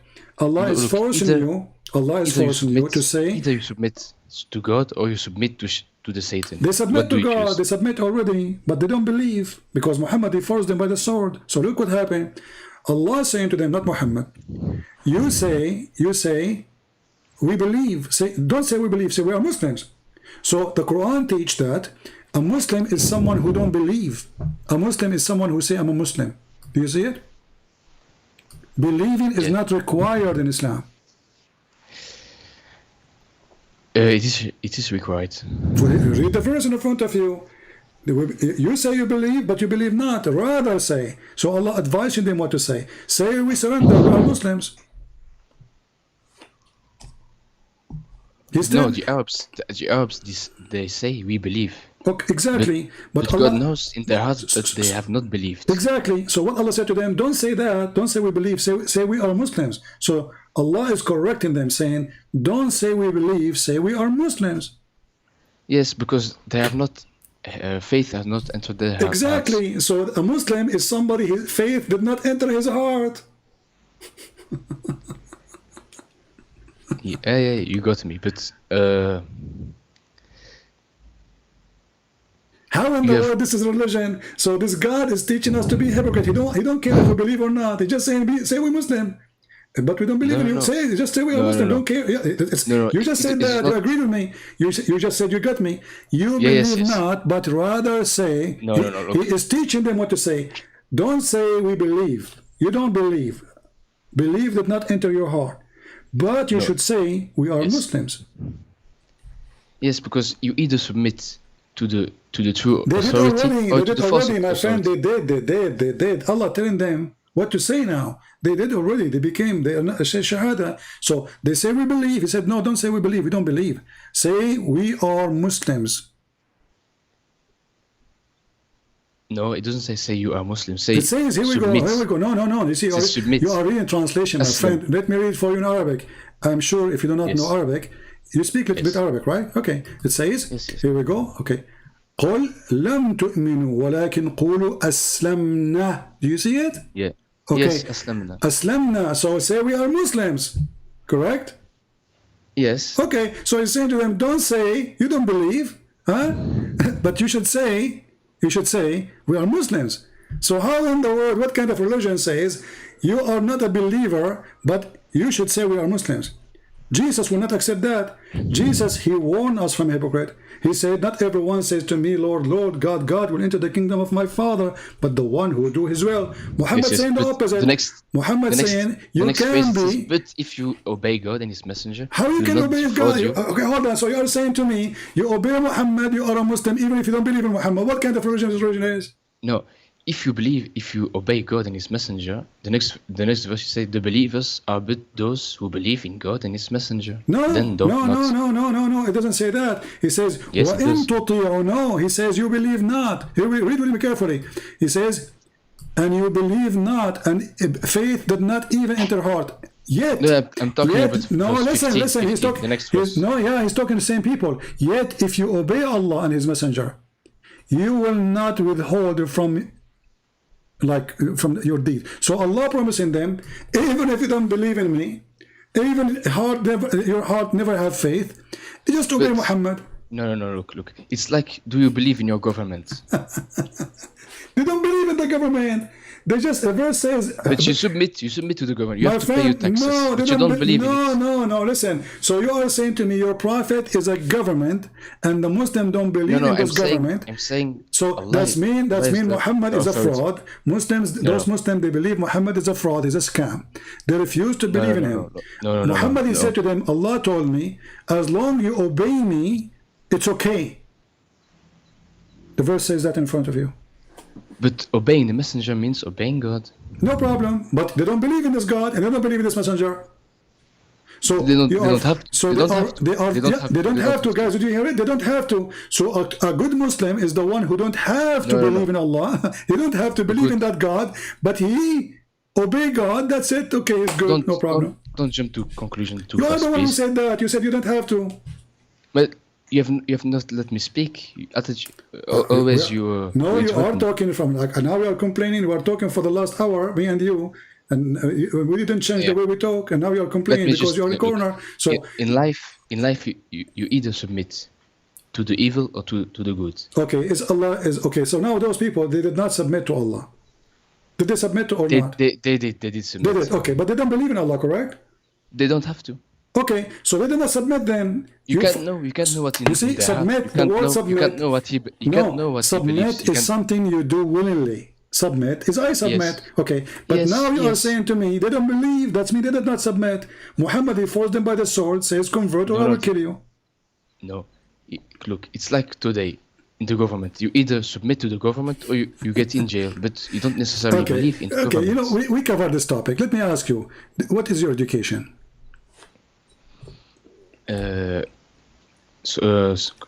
Programming. That's wonderful. Okay. Did Allah program you? Yes. He programmed you? Yes. So you believe in destiny? Yes. Okay, so how you talk about belief if it's a destiny anyway? Allah destined for you to be a Muslim, correct? Yes. Okay, Allah destined for me to be a Christian, correct? Maybe you'll not later. No, Allah he destined for me to be a Christian, yes or no? I don't know what your destiny is. No. Allah is the one who destined for me wherever I am, correct or no? Yes. Okay, so how Islam exists then? If it's a destiny anyway, so you believe, you don't believe, it's not, you are not believing anyway, it's a destiny. Islam is the most stupid religion because... No, it means you have your own choice. What is the choice? Okay, what is the choice? You just said to me destiny. No, in the Quran says you have the own choice. Where it says? It says in the Quran everything. In Surah Baqarah 254, I think, of 256. Chapter 2? Yes. Verse 2 what? It's after 255, I think. The Quran 255. Yes. You are sure? Of 256. Right. Okay, let's see. Let's see where we will end. Okay, let's see. Here we go. Yes, 256. No compulsion is there in religion, in doctrine. So if there is no compulsion, you are free to do what you want to do. Where it says that? 256. Where it says there's the compulsion in religion? No compulsion in doctrine. Okay, where it says that, what does that mean? You have a free soul. You do whatever you want. Okay, so chapter 9 verse 29 says, kill those who don't believe in Allah. No. Chapter 2. I understand. So how this is, it says this is abrogated. This Muhammad when he was weak. Muhammad when he had no army, he was speaking actually not only to he was speaking to the Christians. Listen, he was speaking to the Christians, the Jews. He was speaking to the Arab. Listen. He was speaking to the Arabs, saying to them, you cannot force your children not to convert to Islam. So he was not talking about not to force you to convert to Islam, because Muhammad himself, he ordered in the Quran, and you said you believe in the Quran, chapter 9, verse 29, kill those who don't believe in Allah, correct? No, I say this verse is not abrogated. No problem. If this is not abrogated, that's mean the contradiction in chapter. No. Okay, chapter 9, verse number 29. Can you read it for me? Chapter 9. Does it say, fight and kill those who don't believe in Allah and the last day, and they don't forbid what Muhammad forbid, specifically the Christian and the Jews? Wait, I'm gonna read it. What verse? Chapter 9, verse number 29. 29, okay.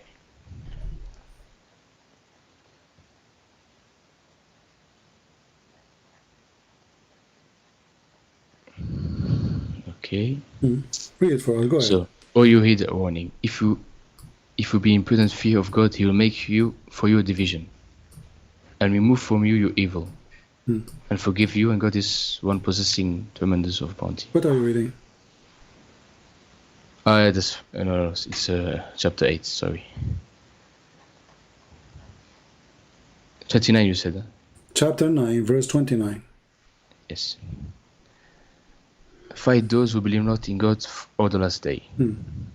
And make not unlawful what God and His messenger have made unlawful, and adhere not to the doctrine of truth among those in possession of the law until they make reparation under supervision, when they are brought low. You said there is no compulsion in Islam. He's fighting them because they don't believe in Allah. They don't believe in the last day. They don't believe what is forbidden by Muhammad. In this context, it says fight when you are attacked. Where not it says in time that? of Where peace. it says that? Where? In the previous verses. Where it says that? No. The previous does verse, not. the previous verse says Muhammad is a racist. Says anyone is not a Muslim, he is najis, he's filthy. No, Muslim, it is not a race. You Okay, cannot read be it. No, read racist. it. It says the verse before it says those who they are not Muslims are the pagan, the polytheist, adulterers, etc. Those are najis. You know what najis mean? Unclean. In Filthy. certain contexts. Filthy. So according to your religion, anyone is not Muslim is filthy. This is racist. No. No? So you think I'm a filthy now? No, because save the idolaters with whom you made a pledge, they are not deficient towards you in anything, and help you not against you. Fulfill to them their pledge to its term. God loves those who Don't mix things up. Don't mix things up. Am I filthy? Am I filthy or not for you? Am I filthy for you or not? If you wage war against the truthful. Where is war? It says here, fight those who don't believe in Allah. Do you see the word war? Save the idolaters. What idolaters? Hold on. It says fight against those who believe not in Allah. Verse 4. Save the idolaters. What verse 4? Of the same chapter, At-Tawbah. What does have to do? Actually, here Muhammad made an agreement with the Arab, and he's washing his hand from it. Actually, the real name of this chapter is Bara'a, not Tawbah. Bara'a, which means he signed an agreement with the Arab, and he washed his hand from the Arab. He says, all the agreement I signed with them, it's gone. Go kill them. No, save the idolaters who made the pledge. It says all the agreement we signed with them, it is gone. Go and kill for the coming 4 months.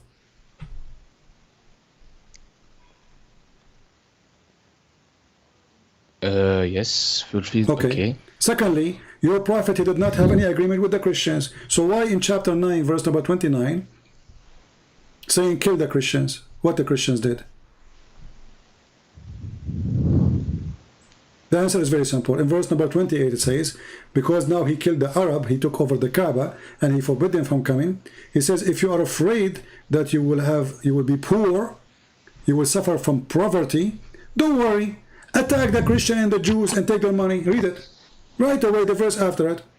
If you are afraid, people of Mecca, if you are afraid, Arab, Muslims, if you are afraid that you will be poor now because we killed all the Jews, You're talking about verse 30. We killed all those who don't believe in me. You are afraid that you will fear poverty. Don't worry, Allah will give you His bounty. What is the bounty? Fight against the Christian and the Jews, kill them, and force them to pay jizya. So it was for money. Yes, but what verse you're talking about? Verse 30. Chapter 9, verse 29, verse number 28. 29, okay. So he want to kill them for a very simple reason. Doesn't say there anywhere because they are fighting you. No. Fight, this is specific for the Christian and the Jews.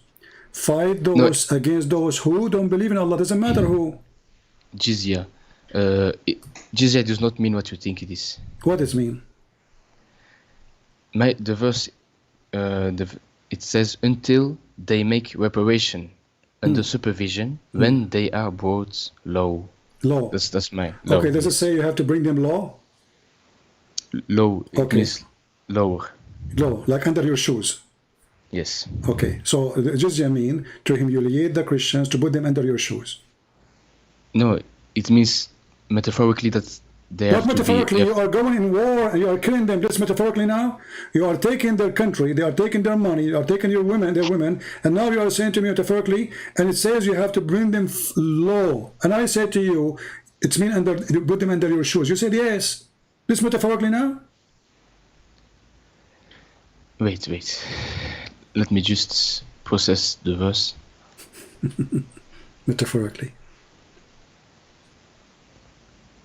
Anyway, my friend, take care. I'm here for long, and it's time. That's enough for today. So, you know, this is what happened. You know, this kid, he don't want to read interpretation. He don't want to read, because reading interpretation is going to make him look bad. So we did our best without going reading interpretation. It's obvious. I'm not going to hold you from being a fool. You want to be a fool, this is your business. But don't waste my time. Your prophet is an evil man. Extremely evil. From sex with the children to rape, stealing the money, flirting with the wife of his son. A very filthy man. And a liar. The Jews say Uzair the son of Allah. Where we can find that in the Bible? Where we can find that the Jews, they worship a person, his name is Uzair. Mental. He's looking for excuse to kill them. And the Christians, they say the Messiah, the son of Allah. So you kill them? Yes.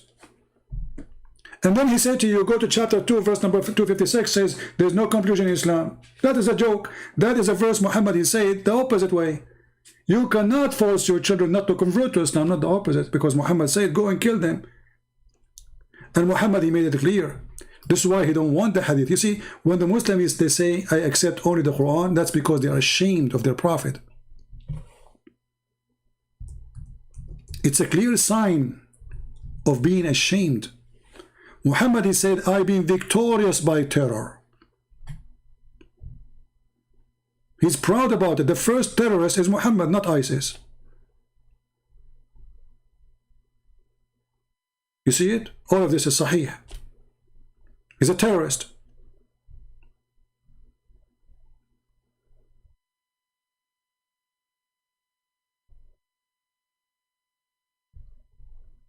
If Muhammad exists right now, in our time, our Marines will be hunting his ass with no mercy. And they will send the dog like they did to the Caliphate to get him from his tail. This is Muhammad. He is the first terrorist. You see, they lie when they say ISIS are not Islam. When Muhammad is saying, I am the first terrorist.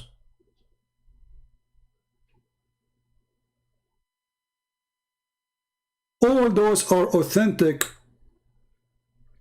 Even he says that people did terrify because of my terror from a distance of 1 month journey. 1 month journey. Imagine how filthy he is. People are terrified when they hear that Muhammad is 1 month journey. Not anymore. Come to Muhammad. Not 1 month journey, 1 day journey. You'll see what we will do to you.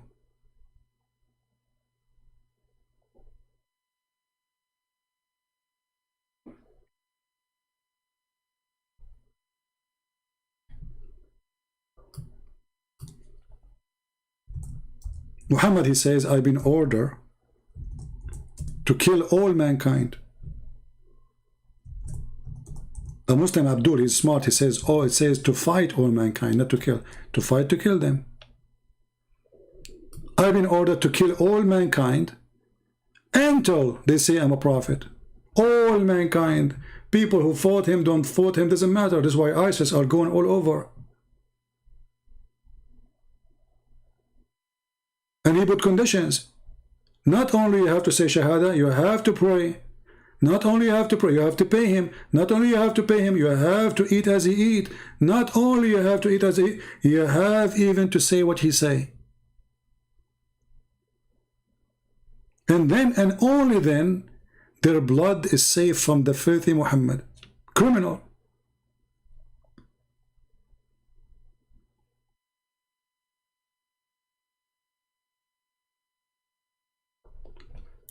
And then you will see a stupid people like Joe Biden and others saying to you, the Prophet of Islam, he said this, quoting the filthy criminal. Nobody want to say the truth.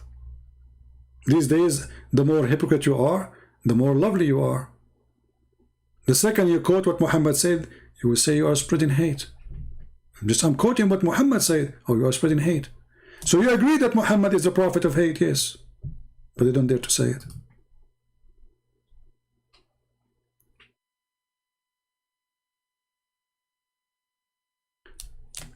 I consider anyone who don't believe in the hadith and tafsir is out of Islam already. Actually, Muslims, they have fatwa about it, that somebody don't believe in the hadith, he is not a Muslim anymore. He is an apostate. And this is a very good thing, by the way. They feel ashamed of their prophet, so they want to delete the biography of their faithful prophet. And then they try to hide behind the book, it's called the Quran, so they can play with the meaning, but they cannot do that. The Quran is the most stupid book ever. When the Quran says sperm coming from the backbone, and the Muslim, they start saying, oh no, it doesn't say there, it says from the backbone, it says from the side of its. Actually, there's a Muslim, he posted there in one of the comment. Let me see which one. Yeah, I think I did not copy it.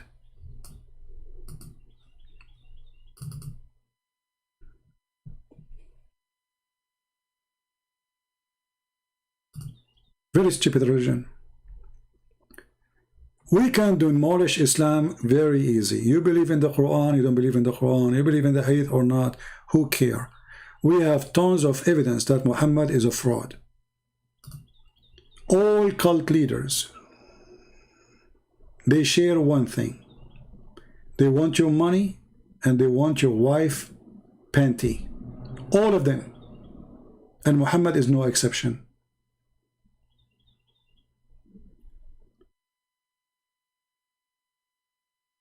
To the point even the Muslims are proud about the Prophet penis. I mean, look at this religion. They are forced into sexuality, and that supposedly will prove that Muhammad is a prophet. The Prophet used to do boom boom to his wives, and they go like in their speeches in their houses, speak about how powerful the Prophet was. He used to do boom to all his wives in one night, and then we find that Muhammad, he did not. Muhammad, he can't even have sex with one of his women. And the reason he was exaggerating in his lies about how many women he can sleep with, because simply he have a problem. So he speak about it thinking that he will cover the news about him, he cannot have sex.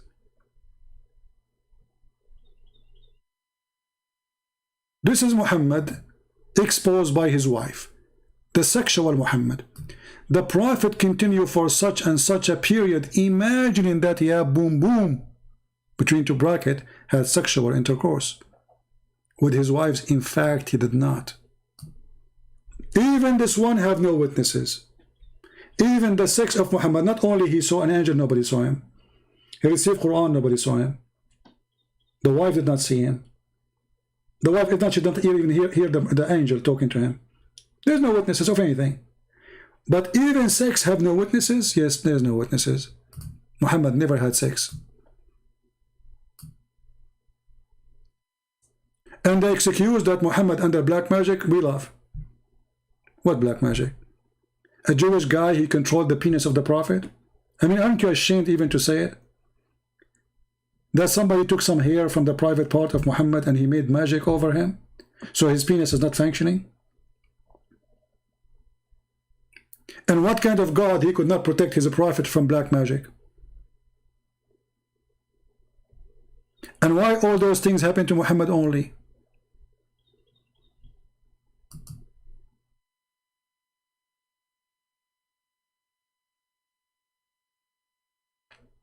The Muslims who they are insulting me in the chat, I would like you to give me an answer.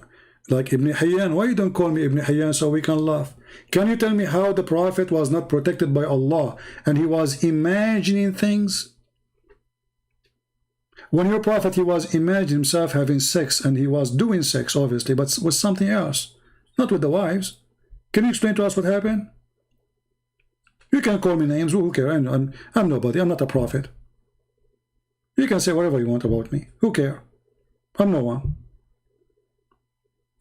I'm not a priest, I'm not a bishop, I'm not a prophet, I'm nobody. So you can say whatever you want about me, who cares? But you cannot defend your prophet. And this is your prophet wife saying that your prophet is crazy. This is a proof to us that Muhammad is suffering from mental illness. How we can trust Muhammad that he saw an angel if this guy is imagining things? What is the proof that Muhammad, when he saw an angel, it was a goat, not an angel?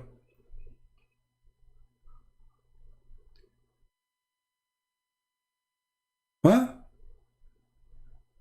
And actually, everything Muhammad he say prove that he's mental illness person. Like, here we go, he's teaching you about farting.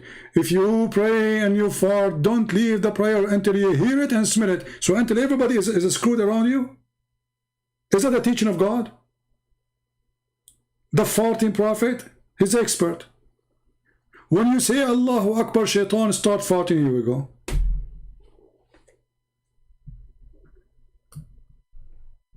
Once the prophet was bewitched, the bewitched prophet, you agree that your prophet was a bewitched prophet?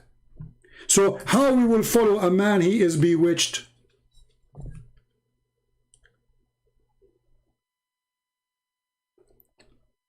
Any Muslim can tell me? You come to me and you are a Muslim and you show me that you follow a prophet he was bewitched. And then you say to me, so he began to imagine that he had done a thing, in fact, he did not do. For how long?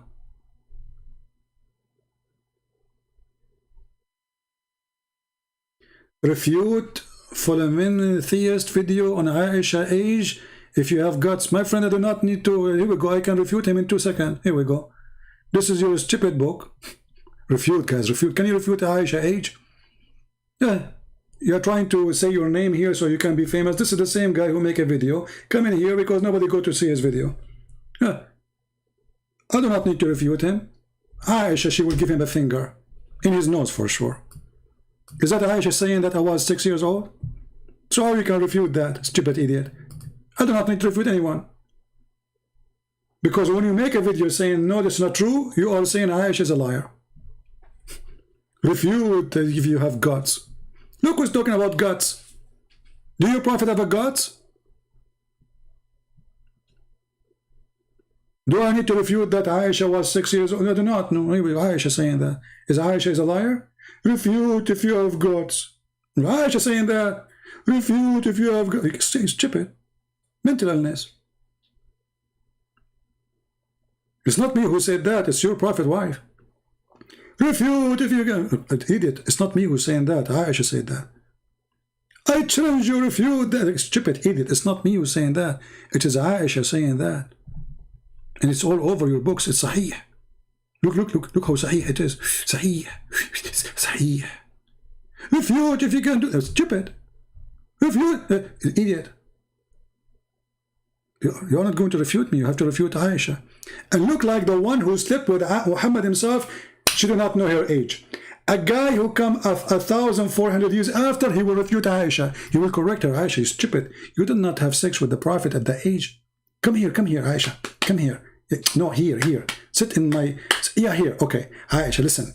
I want you to go and change the hadith. Okay? Because the Prophet did not have intersexual intercourse with you at that age. Okay. Now Aisha, she's going to come and she will go. The Prophet, he married me when I was 6 years old and he consummated the marriage when I was 9. I told you, don't change it. You want to refute me, idiot? Stupid people. And suppose he's excited. Refute. Turkey. You're like Erdogan. Big mouth, but his country is bankrupt. He speaks too much, he makes too much noise, so the European Union, they give him money. Because his country is dying. He make too much problems, so they give him, come on, I will give you $500 million, okay? Just sit down, don't make problems. Make noise. But your fart will never become a cloud. Trust me.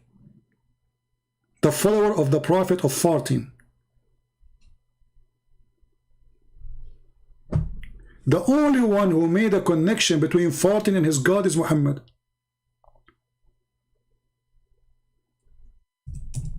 And look how much respect he have. That when you pray to Allah, Shaitan, he start farting. Knowledge, special knowledge.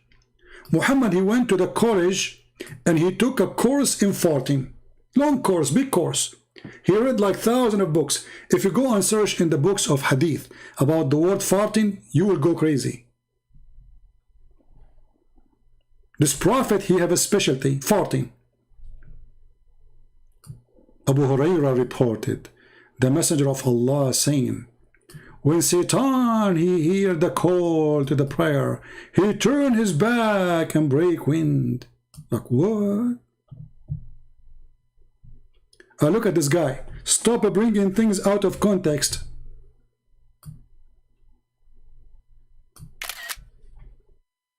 I did? Out of context? She said she is 6 years old. I bring things out of context? Poor guy trying to promote his channel. Nobody's going there.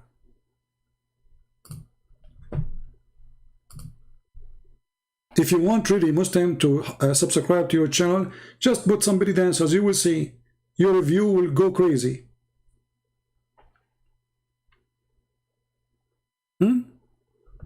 How the Prophet, he noticed that when Shaitan, he heard the prayer, he fought.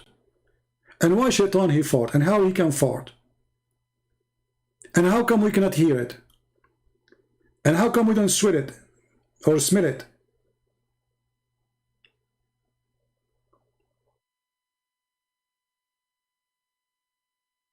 Very strong in knowledge. You know, the Prophet, he knows a lot. Nobody can beat the Prophet of farting with his farting knowledge. If you go right now and search in YouTube about what to do if you fart in the mosque, you will find thousands of videos. You know, the Shia al-Khomeini, he said to the Sunni, you have an extreme huge library if what is under the belt and down, which means sex and farting, and you know, supposedly the Shia is better.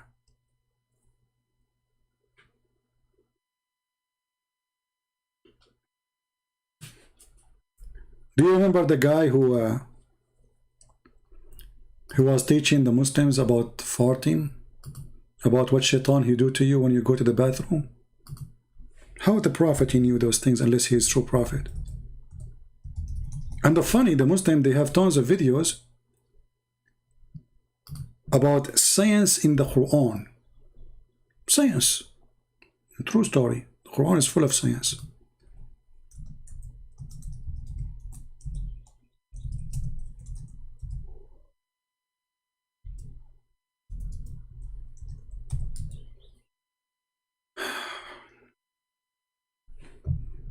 I mean, we have to agree.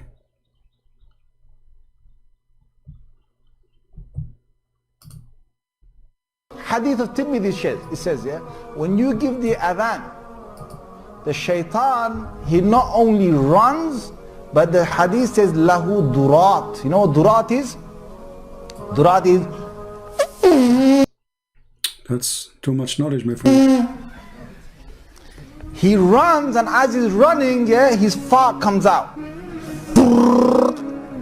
Lahu durat. I'm not making this the hadith. And listen to the hadith. The Muslims are laughing. He's saying to don't laugh. This is what the Prophet said. The hadith says so. The hadith is not me. Because they are laughing. So he's saying to them, the fool is not me, the fool is your Prophet. The hadith says so. You first, you know what the deen is about. The deen is about getting the shaitan away from you. So you know, you go into the toilet, you know, Bismillahi Allahumma inni a'udhu bika min al-khubuthi wal khaba'is. So Allah protect me from these devils. You go in there with your left foot. The left foot you went in, you get a reward for that. Hold on, you cannot go with the right foot, brother. Muhammad says so. Hold on, there's risk. Don't ever go with the right foot. You have to go with the left foot, brother. Why? Because if you go with the right foot, shaitan, he will play with your anus. Knowledge of Allah, the Prophet said so. You're in the toilet, shaitan can't see you anymore. That's in a hadith. That's it. You say you go with the left foot and you say the prayer, you are invisible. I used that once in the bank robbery. I went in the bank with my left foot. I said the prayer, Muhammad, he says, the police and the security did not see me. I took all the money in the bank, brother, and I left. I became invisible. So you enter the bathroom with the left foot and you say the prayer, brother, and you became invisible. That's true story. Right? If you don't say the dua, what happens is... What will happen? Oh, don't do that. You don't say the dua, you don't say the prayer. What will happen? Look at this. The shaitan not only comes inside, but the hadith of Tirmidhi says he plays with your bowels. Oh boy. Now look what happened to you, you idiot, because you did not say the prayer. Shaitan now is inside your ass. May Allah ask you. See what you did to yourself. You are in the bathroom now and you are trying to solve your problem, to get it out, and you are pushing it down, excuse my language, and shaitan is blocking it. Stupid. Why you don't follow the teaching of Allah? Plays with your bowels. He plays with your bowels. So you're inside there, you're thinking you're going to be out there in 5 minutes. He's taking you 20 minutes and you're still not halfway there. You know why? Because shaitan is going, ooh, la la. See? True story, brother. The Prophet says so. The Prophet says so. I mean, this is why they are ashamed of the hadith. You see what? Trying to get rid of it. But in their schools, in their universities, in their mosques, they teach it. But in front of us, they deny it. Because they knew it's shameful, it's stupid. So they try to hide the stupid Prophet teaching by denying what their Prophet said. Dr. farting. So now because you did not say the prayer, shaitan is blocking your anus? All the Christians, they go in the bathroom and they have no problem. Oh brother, shaitan, he target only Muslims. Look at this religion, conspiracy even against their anus. Muslim, he see conspiracy wherever he go. If you eat pork, there's conspiracy against him. If you listen to music, conspiracy against Islam, brother. You go inside the bathroom, shaitan playing with his anus. He have sex with his wife, he have to say a prayer, otherwise shaitan, he will wrap himself around the penis of the Muslim. This is the religion of conspiracy of a stupid man, his name is Muhammad. And now, as long as I left you with something nice, it's farting, so I hope you guys have a good time. Already we are here for 3 hours something, 3 hours 33 minutes. So you see how short the video is. I said to myself, let me go for 15 minutes. 15 minutes or 3 hours 33 minutes. All right, that's a very short video anyway. So I want to say, guys, thank you very much for being here. And I really appreciate all of you. Don't forget to subscribe. And don't forget to download the videos with those, because we don't keep them for long, as you know. So don't forget to download the videos, share them with your friends. You can cut them pieces, like those who called me today. You can, cut the video, make it only their call if you want. Whatever topic you want, you can do editing for the video. Just be honest and don't play with it. And add subtitle, translate your language, whatever you want. Let the whole world see what Islam is about. Islam is made by a stupid man, and he have nothing good except stupidity, unless stupidity is good for you. Sometimes stupidity is good. Sometimes honestly, I wish I'm like stupid. Stupid, you put your head, you sleep right away. Life for you is just to eat, whatever. I mean, life is very simple, and you just live like nothing. Nothing to think about. Stupidity sometimes is comfort. And maybe this is why they are staying in this religion. Because stupidity brings comfort. Thinking will bring headache. It's too much. It's harmful to a brain never been used.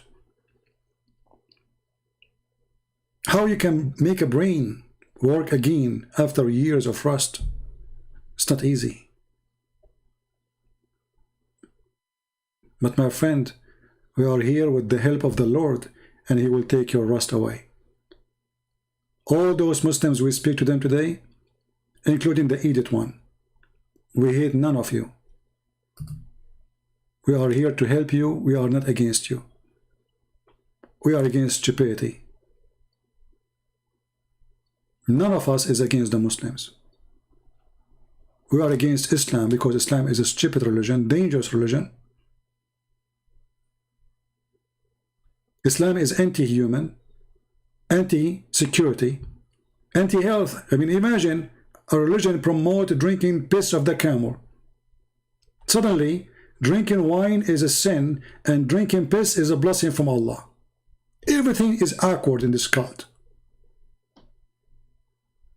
So, until I see you again, I say, may the Lord bless you. Pray for the Muslim to see the truth, and the truth will set them free. Don't hate them, help them, and this is what we do. We fight against the terrorists, yes. We are peaceful with people of peace, yes. We love to save Muslims, yes. But that does not mean giving hugs. That's mean to have a person saying the truth as it is, not by compromising and being hypocrite. Today, sadly, many Christians, they think that a good Christian is somebody he is hypocrite. Somebody he say Islam is good, just to preserve peace, supposedly. That will not make peace happen, my friend. You are just putting dust over your own eyes. Islam is evil, no matter what you say. Saying it is peace will not change the fact that you are an idiot and Islam is not peace. Never be politically correct. It's an illness, it's a sickness. Not me for sure. Thank you. May the Lord bless you. Until we see you soon again. Christ is Lord. Islam is false. And we prove it every day. Take care.